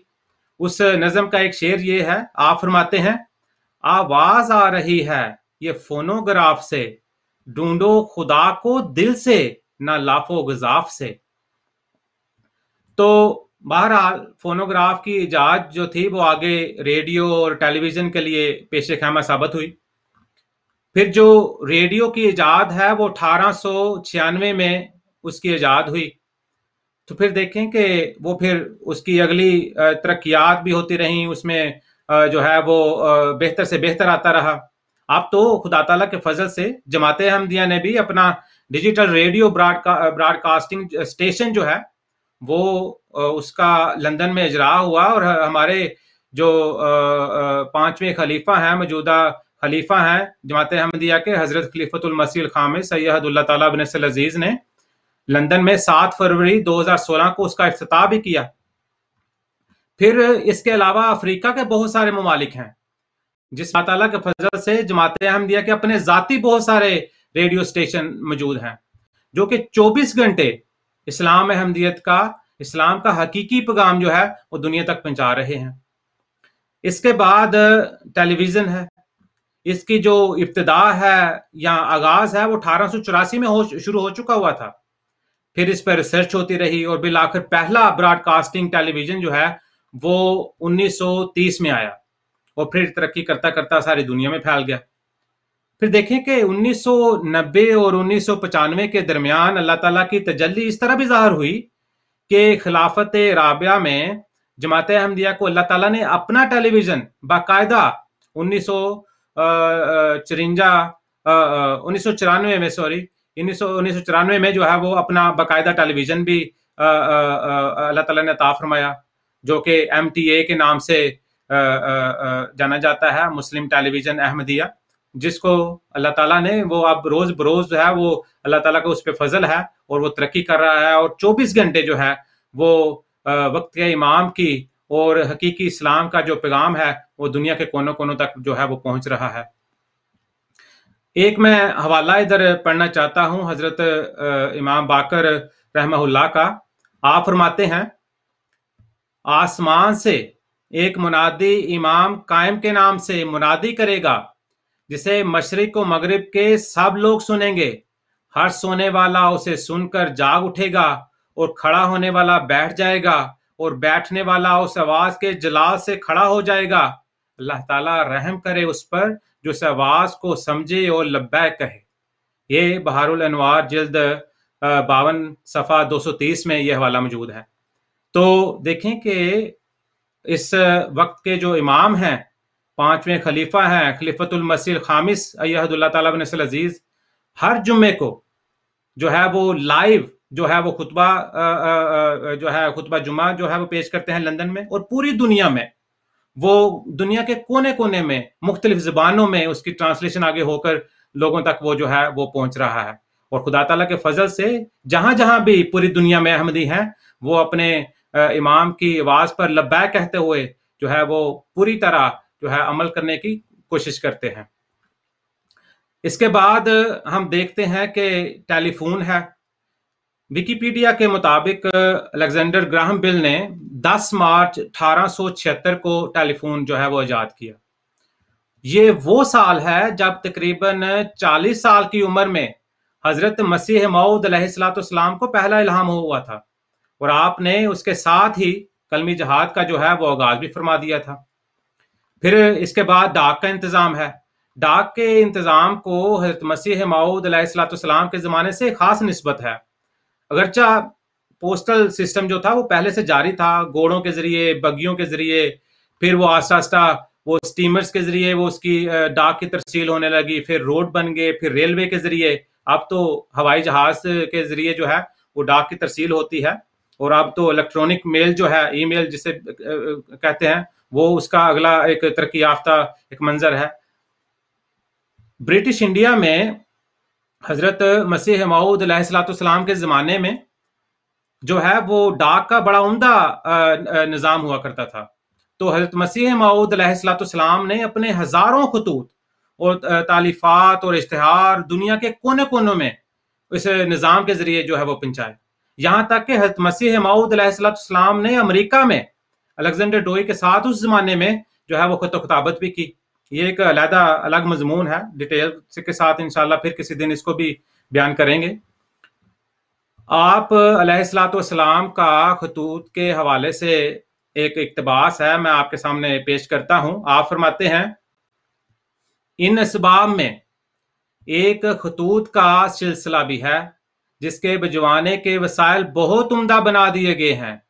تم دیکھ رہے ہو کہ خطوط کیسے دنیا کے کناروں تک بھیجے جا سکتے ہیں، اور اگر تم اس بارے میں غور کرو تو تمہیں اس کی کثرت ترسیل تعجب میں ڈال دے گی، اور تم اس کے پہلے زمانوں میں نظیر نہیں پاؤ گے، اور اسی طرح تم کو مسافروں اور تاجروں کی کثرت بھی تعجب میں ڈال دے گی۔ سو یہ سب لوگوں کے آپس میں ملانے اور ان کے آپس میں تعارف کے اسباب و ذرائع ہیں جن کا اس سے قبل نام و نشان تک بھی نہ تھا۔ یہ حوالہ جو ہے وہ آئینہ کمالات اسلام روحانی غذائیں جلد 5 صفحہ 472 میں موجود ہے۔ پھر ریلوے حضرت مسیح موعود علیہ السلام کے زمانے کی خاص ایجاد ہے۔ صدیوں سے انسان جو ہے وہ پیدل سفر کر رہا تھا، اونٹوں کے اوپر، گھوڑوں کے اوپر، گدھوں کے اوپر وہ سفر کرتا تھا۔ ریلوے کی ایجاد نے بری سفروں میں ایک انقلاب عظیم جو ہے وہ برپا کیا، خاص طور پر عرب اور شمالی افریقہ میں جو ہے جو اونٹ تھے وہ بیکار ہو کر رہ گئے، اور اب دیکھیے کہ ہر جگہ جو ہے وہ ریل گاڑی نظر آتی ہے۔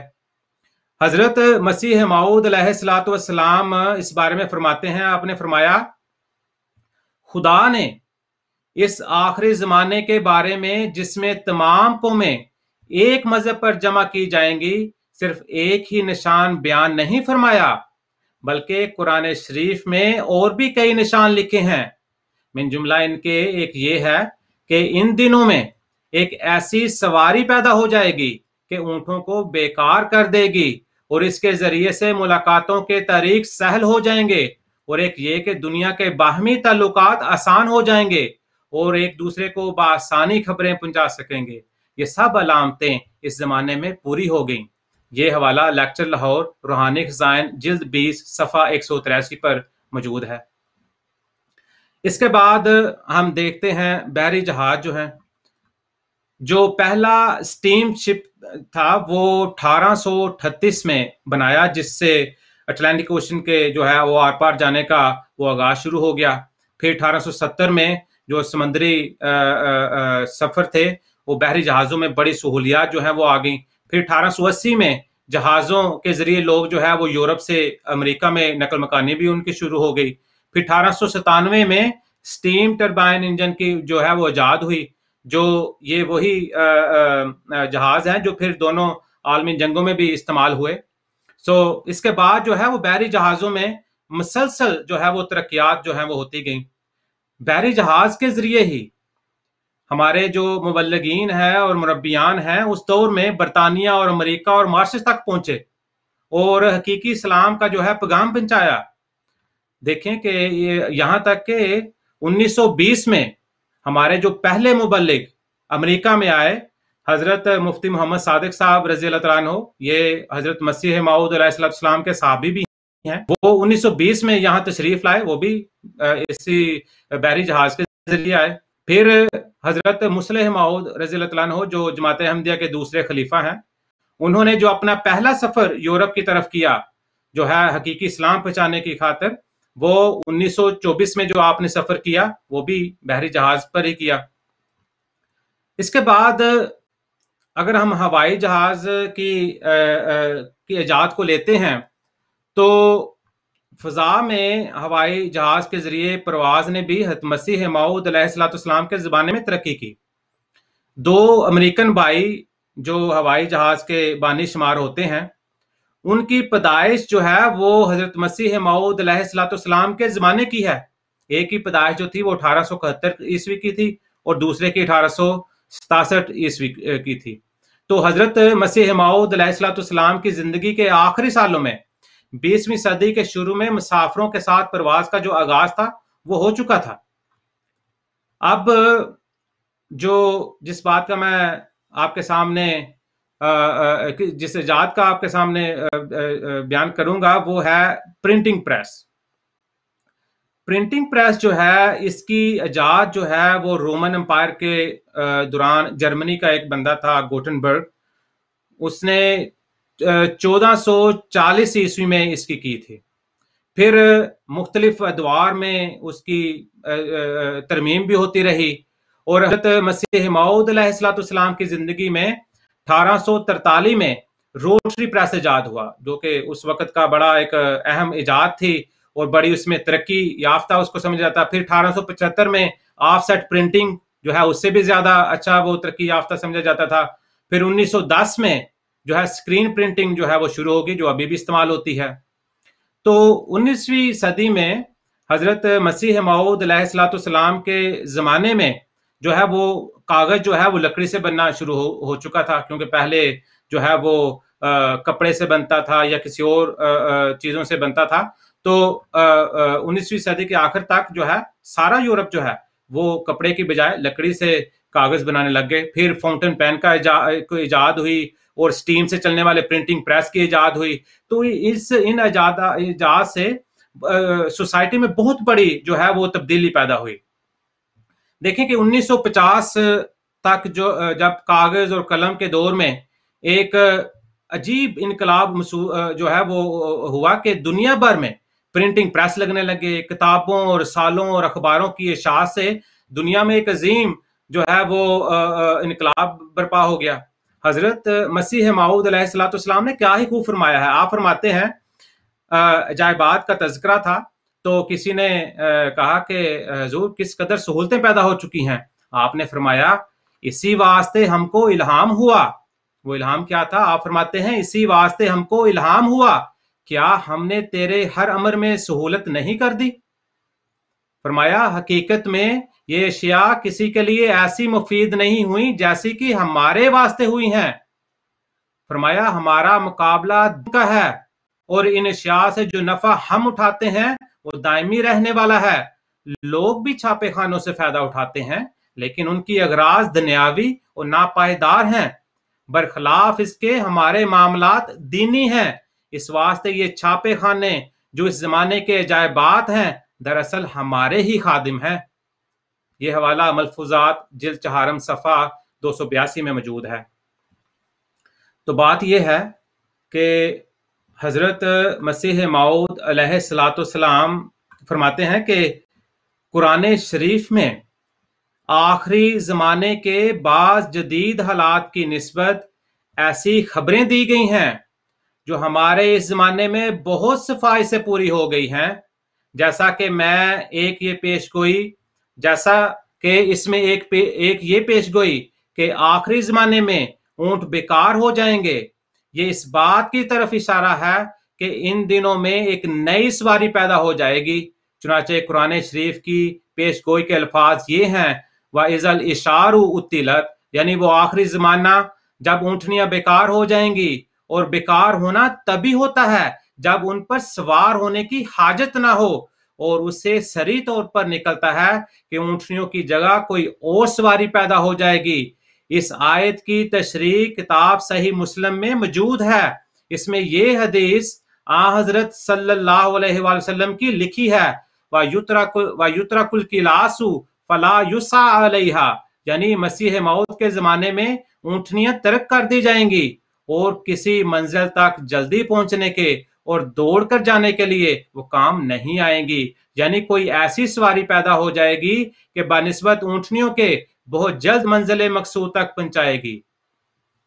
فرمایا غرض یسعا کا لفظ جو حدیث میں ہے اس بات پر دلالت کر رہا ہے کہ دوڑنے کے کام میں اونٹ سے بہتر کوئی اور سواری نکل آئے گی۔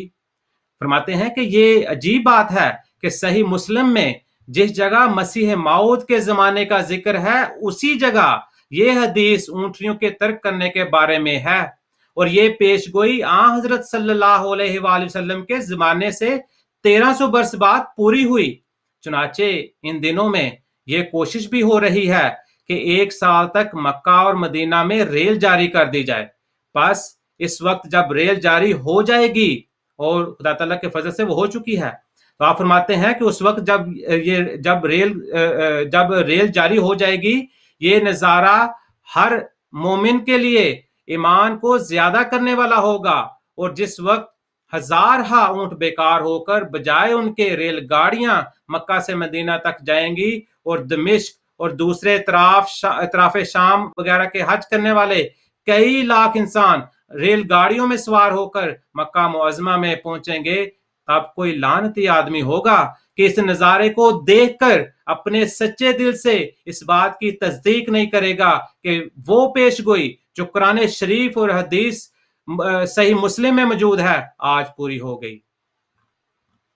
آپ فرماتے ہیں ایسا ہی قرآن شریف میں آخری زمانے کی نسبت اور بھی پیش گوئیاں ہیں۔ ان میں سے ایک یہ پیش گوئی بھی ہے وَإِذَا الصُّحُفُ نُشِرَتْ، یعنی آخری زمانہ وہ ہوگا جبکہ کتابوں اور صحیفوں کی اشاعت بہت ہوگی، گویا اس سے پہلے کبھی ایسی اشاعت نہیں ہوئی تھی۔ یہ ان قلوؤں کی طرف اشارہ ہے جن کے ذریعے سے آج کل کتابیں چھپتی ہیں اور پھر ریل گاڑی کے ذریعے سے ہزاروں کوسوں تک پہنچائی جاتی ہیں۔ فرمایا ایسا ہی قرآن شریف میں آخری زمانے کی نسبت یہ پیش گوئی ہے کہ اذا النفوس زوجت، یعنی آخری زمانے میں ایک یہ واقعہ ہوگا کہ بعض نفوس بعض سے ملائے جائیں گے، یعنی ملاقاتوں کے لیے آسانیاں نکل آئیں گی، اور لوگ ہزاروں کوسوں سے آئیں گے اور ایک دوسرے سے ملیں گے۔ سو ہمارے زمانے میں یہ پیش گوئی بھی پوری ہو گئی۔ فرمایا اسی طرح قرآن شریف میں ایک یہ پیش گوئی ہے وَإِذَا الْجِبَالُ سُيِّرَتْ، یعنی وہ آخری زمانہ ہوگا جب کہ پہاڑ چلائے جائیں گے۔ یہ اس بات کی طرف اشارہ ہے کہ پہاڑ اڑائے جائیں گے، جیسا کہ اس زمانے میں توپوں کے ساتھ پہاڑوں کو اڑا کر ان میں سے رستے بنائے گئے ہیں۔ سو یہ تمام پیش گوئیاں قرآن شریف میں موجود ہیں۔ یہ حوالہ چشمہ معرفت روحانی خزائن جلد 23 صفحہ 320 سے 323 میں موجود ہے۔ خاکسار اپنی گزارشات کو حضرت مسیح پاک علیہ الصلوۃ والسلام کے اس مبارک اقتباس سے ختم کرتا ہے۔ آپ فرماتے ہیں، خدا تعالیٰ نے جو اتمام نعمت کی ہے وہ یہی دین ہے جس کا نام اسلام رکھا ہے۔ پھر نعمت میں جمعے کا دن بھی ہے جس روز اتمام نعمت ہوا۔ یہ اس کی طرف اشارہ تھا کہ پھر اتمام نعمت جو لیظہرہ علی الدین کلہ کی صورت میں ہوگا وہ بھی ایک عظیم الشان جمعہ ہوگا۔ وہ جمعہ آ گیا ہے کیونکہ خدا تعالیٰ نے وہ جمعہ مسیح موعود کے ساتھ مخصوص رکھا ہے، اس لیے کہ اتمام نعمت کی صورتیں دراصل دو ہیں۔ اول تکمیل ہدایت، دوم تکمیل اشاعت ہدایت۔ اب تم غور کر کے دیکھو، تکمیل ہدایت تو آن حضرت صلی اللہ علیہ وآلہ وسلم کے زمانے میں کامل طور پر ہو چکی، لیکن اللہ تعالیٰ نے مقدر کیا تھا کہ تکمیل اشاعت ہدایت کا زمانہ دوسرا زمانہ ہو، جبکہ آن حضرت صلی اللہ علیہ وآلہ وسلم بروزی رنگ میں ظہور فرمائیں، اور وہ زمانہ مسیح موعود اور مہدی کا زمانہ ہے۔ فرمایا یہی وجہ ہے کہ لیظہرہ علی الدین کلہ اس شان میں فرمایا گیا ہے۔ تمام مفسرین نے بلا اتفاق اس امر کو تسلیم کر لیا ہے کہ یہ آیت مسیح موعود کے زمانے سے متعلق ہے۔ در حقیقت اظہار دین اسی وقت ہو سکتا ہے جبکہ کل مذاہب میدان میں نکل آئیں اور اشاعت مذہب کے ہر قسم کے مفید ذریعے پیدا ہو جائیں، اور وہ زمانہ خدا کے فضل سے آ گیا ہے۔ فرمایا چنانچہ اس وقت پریس کی طاقت سے کتابوں کی اشاعت اور طبع میں جو سہولتیں میسر آئی ہیں وہ سب کو معلوم ہیں۔ ڈاکخانوں کے ذریعے سے کل دنیا میں تبلیغ ہو سکتی ہے، اخباروں کے ذریعے سے تمام دنیا کے حالات پر اطلاع ملتی ہے، ریلوں کے ذریعے سفر آسان کر دیے گئے ہیں۔ غرض جس قدر آئے دن نئی ایجادیں ہوتی جاتی ہیں اسی قدر عظمت کے ساتھ مسیح موعود کے زمانے کی تصدیق ہوتی جاتی ہے اور اظہار دین کی صورتیں نکلتی آتی ہیں۔ اس لیے یہ وقت وہی وقت ہے جس کی پیش گوئی اللہ تعالیٰ نے رسول اللہ صلی اللہ علیہ وسلم کے ذریعے لیظہرہ علی الدین کلہ کہہ کر فرمائی تھی۔ یہ وہی زمانہ ہے جو الیوم اکملت لکم دینکم واتممت علیکم نعمتی کی شان کو بلند کرنے والا اور تکمیل اشاعت ہدایت کی صورت میں دوبارہ اتمام نعمت کا زمانہ ہے، اور پھر یہ وہی وقت اور جمعہ ہے جس میں وآخرین منہم لما یلحقوا بہم کی پیش گوئی پوری ہوتی ہے۔ اس وقت رسول اللہ صلی اللہ علیہ وآلہ وسلم کا ظہور بروزی رنگ میں ہوا ہے اور ایک جماعت صحابہ کی پھر قائم ہوئی ہے۔ اتمام نعمت کا وقت آ پہنچا ہے، لیکن تھوڑے ہیں جو اس سے آگاہ ہیں اور بہت ہیں جو ہنسی کرتے اور ٹھٹھوں میں اڑاتے ہیں۔ مگر وہ وقت قریب ہے کہ خدا تعالیٰ اپنے وعدے کے موافق تجلی فرمائے گا اور اپنے زور آور حملوں سے دکھا دے گا کہ اس کا نذیر سچا ہے۔ یہ حوالہ الحکم جلد 6 نمبر 18 میں موجود ہے۔ آپ علیہ الصلوۃ والسلام فرماتے ہیں، ہر طرف آواز دینا ہے ہمارا کام آج، جس کی فطرت نیک ہے آئے گا وہ انجام کار۔ صاف دل کو کثرت اعجاز کی حاجت نہیں، ایک نشاں کافی ہے گر دل میں ہے خوف کردگار۔ جزاکم اللہ۔ جزاک اللہ ربی صاحب، ہم نے بڑی تفصیل کے ساتھ مختلف حوالوں سے یہ بات واضح کر دی ہے کہ یہ وقت مسیح موعود علیہ الصلوۃ والسلام کو پہچاننے کا ہے، اور ان کو پہچاننے کے لیے اتنی آپ نے نشانیاں بیان کی فرمائی ہیں، اور آپ کی وہی بات مسیح موعود علیہ السلام کی بات جو آپ نے آخر میں بیان فرمائی کہ ایک نشانی کافی ہے اگر کسی کا دل صاف ہے، اس کو بہت زیادہ ڈیٹیل سمجھنے کی ضرورت نہیں ہے، لیکن یہ تمام نشانی اسی وجہ سے بتائی جاتی ہیں کہ ہو سکتا ہے کسی ایک نشانی کا کسی ایک کو فائدہ ہو جائے اور کسی ایک کو دوسری نشانی سے فائدہ ہو جائے۔ جزاک اللہ۔ اگلے سوال کے لیے میں چلوں گا مکرم مربی مطیع اللہ جو صاحب کی خدمت میں۔ مربی صاحب، جو اگلا سوال آپ کی خدمت میں رکھنا چاہوں گا وہ یہ ہے کہ ایک عام طور پر غیر احمدی حضرات میں یہ بات کی جاتی ہے، ویسے تو اس کا حقیقت سے کوئی تعلق نہیں، لیکن پھر بھی وہ یہ کہتے ہیں کہ جو نبی ہوتا ہے وہ شاعر نہیں ہوتا. تو جب حضرت اقدس مسیح موعود مہدی موعود علیہ الصلوۃ والسلام نے شاعری کی تو آپ نبی کیسے ہو سکتے ہیں؟ جزاک اللہ شیراز صاحب. بسم اللہ الرحمن الرحیم. تو بس سوال کو ذرا واضح کرنے کے لیے عرض کہ غیر احمدی دوست قرآن مجید کی آیت نمبر 70 سورہ یاسین بیان کرتے ہیں کہ جس میں خدا تعالیٰ رسول کریم صلی اللہ علیہ وسلم کے متعلق فرماتا ہے کہ وَمَا عَلَّمْنَاهُ الشِّعْرَ وَمَا يَنبَغِي لَهُ. اس کا مطلب ہے کہ ہم نے رسول کریم صلی اللہ علیہ وسلم کو شعر نہیں سکھایا اور نہ ہی یہ اس آپ صلی اللہ علیہ وسلم کی شایان نشان ہے. تو اس کے حوالے سے وہ کہتے ہیں کہ نبی شاعر نہیں ہو سکتا. اور اس کے متعلق یہ جانا ضروری ہے کہ ہم اس بات سے انکار نہیں کرتے کہ قرآن مجید میں آپ صلی اللہ علیہ وسلم کو یعنی کہ میں ہے کہ آپ صلی اللہ علیہ وسلم شاعر نہ تھے، لیکن ساتھ ہی قرآن مجید نے شاعر کی تعریف بھی بیان کرتی ہے. تو ہم صرف یہ کہتے ہیں کہ جب ہم قرآن مجید کی ایک آیت لیں تو ہمارا فرض ہے کہ ہم اسی آیت کی جو تشریح خدا تعالیٰ نے خود قرآن مجید میں بیان فرمائی ہے اس کو بھی بغیر کسی ذہن میں تعصب رکھتے ہوئے دیکھیں تو انشاءاللہ ہدایت کا راستہ کھل جائے گا ہمارے لیے. تو یہ اب اگر ہم دیکھیں تو خدا تعالیٰ سورہ شعراء آیت نمبر 226 اور 227 میں فرماتا ہے الم تری انہم فی کل واد یہیمون وانہم یقولون ما لا تفعلون. یعنی کہ کیا تو دیکھتا نہیں کہ شاعر ہر وادی میں سرگرداں پھرتے ہیں، یعنی ہوائی گھوڑے دوڑاتے ہیں اور وہ جو کچھ کہتے ہیں وہ خود کرتے نہیں. تو گویا قرآن مجید نے اس آیت میں شاعر کی خود ہی تعریف بیان فرما دی. اور شاعر کی تعریف کیا بیان فرمائی؟ وہ جو ہوائی گھوڑے دوڑائیں یا خیالی پلاؤ پکاتے ہیں جو لوگ، یا وہ لوگ جن کا کہتے کچھ ہیں اور کرتے کچھ ہیں، فعل اور قول میں مطابقت نہیں ہوتی. تو اگر اس معنی کو ذہن میں رکھتے ہوئے اگر ہم دیکھیں تو وَمَا عَلَّمْنَاهُ الشِّعْرَ وَمَا يَنبَغِي لَهُ کے معنی یہ بنے گے کہ ہم نے رسول کریم صلی اللہ علیہ وسلم کو ہوائی گھوڑے دوڑانا اور محض باتیں بتانا نہیں سکھایا. اور حضرت مسیح موعود السلام کے کلام میں بھی یہ دونوں باتیں نہیں پائی جاتی تھیں. تو چنانچہ ہم دیکھتے ہیں کہ آپ کا کلام حمد اور نعت سے بھرا پڑا ہے، اور اس میں عام شعراء کے کلام کی طرح نہ کوئی ہوائی گھوڑے دوڑائے گئے اور نہ ہی آپ کے قول و فعل میں کبھی تضاد نظر آیا. اب اس کے علاوہ اگر ہم عربی کی لغات کی طرف رخ کریں اس میں بھی ہمیں بڑا واضح طور پر ہدایت ملتی ہے، معلوم ہوتا ہے کہ شعر یا شاعر کے کیا معنی ہیں. تو امام راغب مثلاً جن کی ہے یہ معروف کتاب ہے مفردات امام راغب، وہ اپنی خیالات کا اظہار ان الفاظ میں کرتے ہیں، اور یہ حوالہ جو ہے آپ لفظ شین عین رے کے معنوں میں دیکھ سکتے ہیں.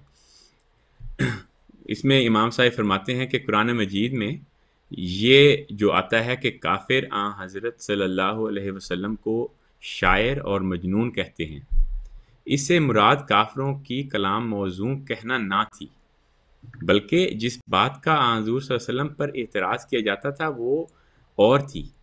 کیونکہ قرآن کا نثر ہونا تو ایسی بات ہے کہ کلام سے خود ہی ظاہر ہے کہ یہ شعروں کی طرز پر نہیں، اور یہ امر ایک عام آدمی پر بھی مخفی نہیں رہ سکتا، چہ جائے کہ بلغائے عرب نثر اور نظم میں تمیز نہ کر سکتے ہوں. پس امام صاحب کہتے ہیں پس اصل بات یہ ہے کہ انہوں نے حضور صلی اللہ علیہ وسلم پر جھوٹ بولنے کا الزام لگایا تھا، کیونکہ شعر سے مراد جھوٹ لی جاتی ہے اور شاعر کے معنی ہے کاذب. عربی ضرب المثل ہے کہ سب سے اچھا شعر وہ ہے جس میں سب سے زیادہ جھوٹ ہو.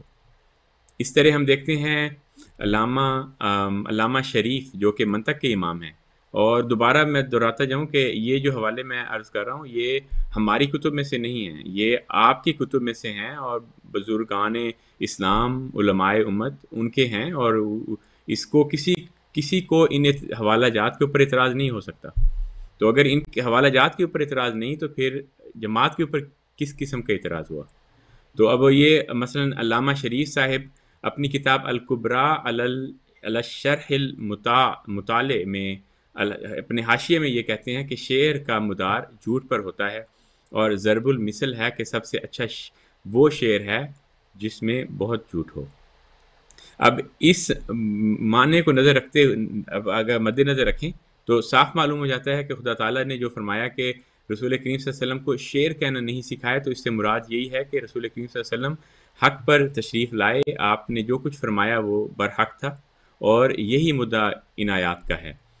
اس کے علاوہ اگر کوئی یہ کہے کہ موضوع کلام بیان کرنا وہ کوئی قابل اعتراض بات ہے، تو یہ بات بالکل غلط ہے۔ اس کی وجہ یہ ہے کہ حضور صلی اللہ علیہ وسلم نے خود اشعار تحریر فرمائے، بیان فرمائے۔ اس کے علاوہ آپ نے اپنے شعراء کو، اپنے جو صحابہ تھے جو شاعر تھے، اور ان کو آپ نے ان کی ترجیح بھی دی، تو مثلاً یعنی کہ ان کو تاکید فرمائی کہ وہ شعر کہیں۔ تو چنانچہ ہم دیکھتے ہیں بخاری کتاب المغازی میں ہے کہ حضور صلی اللہ علیہ وسلم نے جنگ حنین کے موقع پر فرمایا کہ انا النبی لا کذب انا ابن عبد المطلب، کہ میں نبی ہوں، جھوٹا نہیں ہوں، اور میں عبد المطلب کا بیٹا ہوں۔ تو عربی میں اگر آپ دیکھیں تو یہ بالکل اپنے وزن پر ایک شعر بنتا ہے۔ حدیث شریف سے پتہ یہ بھی لگتا ہے کہ رسول کریم صلی اللہ علیہ وسلم نے حسان بن ثابت کو شعر کہنے کی تاکید فرمائی، اور ان کو پسند فرمایا کہ وہ شعر کہیں، بلکہ ان کے لیے دعا بھی فرمائی۔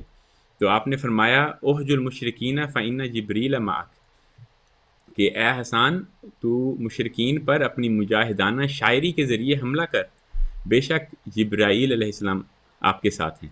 تو یہ بھی مثلا یہ جو بھی میں نے حوالہ دیا ہے یہ میزان الحکمہ بنقل از در منصور سے ہے۔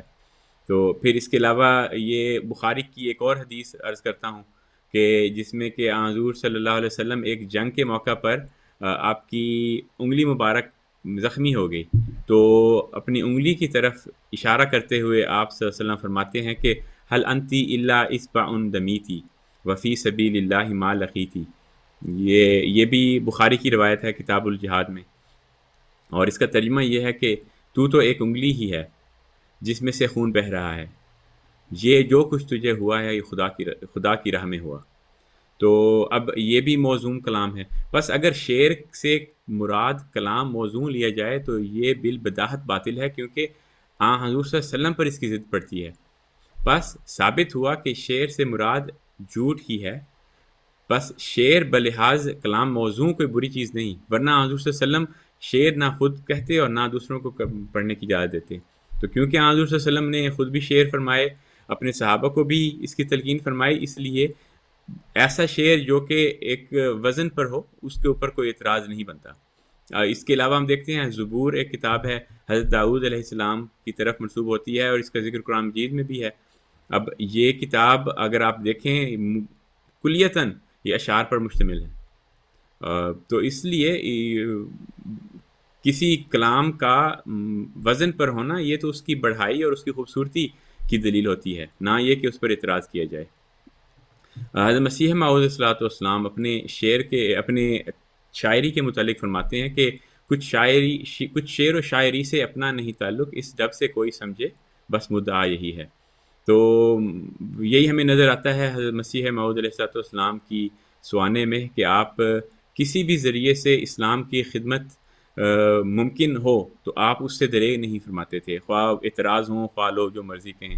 اور یہ شعر و شاعری ایک ذریعہ تھا جس کے ذریعے آپ نے، اور آپ کوئی بھی حضرت مسیح السلام کا کلام اٹھا لیں، ہر شعر میں، ہر نظم میں، ہر نثر میں آپ کو ایک ہی بات نظر آئے گی، اور وہ یہی ہے کہ آپ اسلام کی خوبصورتی کے گیت گا رہے ہیں، آپ اسلام کی بڑھائی اور رسول کریم صلی اللہ علیہ وسلم کی شان بیان فرما رہے ہیں۔ تو ایسی کلام کے بارے میں اعتراض کرنا کسی دانشمند انسان کا کام نہیں۔ جزاک اللہ۔ جزاک اللہ ربی صاحب، آپ نے وضاحت کر دی ہے کہ آیت کس کا ریفرنس لے کر عام طور پر یہ بات کی جاتی ہے، اور اس چیز کو بھی وضاحت سے بیان کر دیا ہے کہ شعر کا کہنے کا مطلب کیا ہے اور اس کلام کا کیا تعلق ہوتا ہے جو کہ سچائی پر مبنی ہوتا ہے۔ اس کے ساتھ ہی ہمارے پروگرام کا وقت ختم ہوتا ہے، اور میں اپنے تمام مہمانوں کا شکریہ ادا کرنا چاہوں گا۔ مکرم مربی عدنان احمد صاحب، مکرم مربی لقمان گوندل صاحب اور مکرم مربی مطیع اللہ جویا صاحب۔ اس کے ساتھ ہی پروگرام کا وقت ختم ہوتا ہے، اور اس کے ساتھ ہی جاتے جاتے ایک دو باتیں آپ کے سامنے میں رکھنا چاہوں گا۔ ایک بات تو یہ ہے کہ یہ جو تمام ریفرنسز اور حوالہ جات آپ کے سامنے رکھے جاتے ہیں، اس کا مقصد یہ ہے تاکہ آپ تک سچائی کی باتیں پہنچائی جائیں اور آپ کے سامنے وہ تمام حوالہ جات پیش کیے جائیں تاکہ آپ ان کو خود بھی تحقیق کر سکیں۔ تو اس کے لیے بہت ہی آسان حل ہے، alislam.org کے اوپر یہ تمام کتابیں موجود ہیں جو کہ جماعت سے متعلق کتابیں ہیں۔ اس کے علاوہ جو دوسری کتب کے حوالہ جات پیش کیے جاتے ہیں وہ ایسی کتب نہیں جو کہ جماعت ہر وقت اپنے ہاتھ میں لے کے پھرتی رہے اور آپ یہ کہیں کہ یہ بھی جماعت کی کتابیں ہیں، نہیں، بلکہ یہ ان تمام علماء سے تعلق رکھتی ہیں اور ان تمام لوگوں سے تعلق رکھتی ہیں جو کہ مختلف فرقوں کے لوگوں نے لکھی ہیں، اور یہ عام طور پر موجود ہوتی ہیں۔ آپ کو کسی بھی عالم سے کسی بھی جگہ سے یہ کتابیں مل سکتی ہیں، لیکن مقصد ان تمام باتوں کا بتانا یہ ہوتا ہے کہ آپ تحقیق کریں اور تحقیق کر کے اس چیز امر کو سمجھنے کی کوشش کریں کہ یہ جماعت اللہ کی قائم کردہ ہے اور اس میں آپ کا شامل ہونا بہت زیادہ ضروری ہے، لیکن اس کے لیے سب سے امپورٹنٹ یہ ہے کہ آپ خود مطالعہ کریں، جیسے کہ مربی صاحب نے بھی فرمایا کہ آپ مطالعہ کریں اور ملفوظات کو بھی پڑھیں اور ساتھ دعا بھی کریں۔ اس کے ساتھ ہی ہمارا پروگرام کا وقت ختم ہوتا ہے۔ آخر میں پھر گزارش کروں گا کہ ہمارا فیس بک پیج موجود ہے، اگر آپ سوال کرنا چاہیں تو ہمارے فیس بک پیج کے اوپر اپنا سوال بھیج سکتے ہیں، احمدیہ مسلم اردو ڈیسک US سے۔ اس کے ساتھ ہی ہمارے پروگرام کا وقت ختم ہوتا ہے اور انشاءاللہ اگلا پروگرام لے کر پھر آپ کی خدمت میں حاضر ہوں گے۔ تب تک کے لیے اجازت۔ السلام علیکم ورحمۃ اللہ وبرکاتہ۔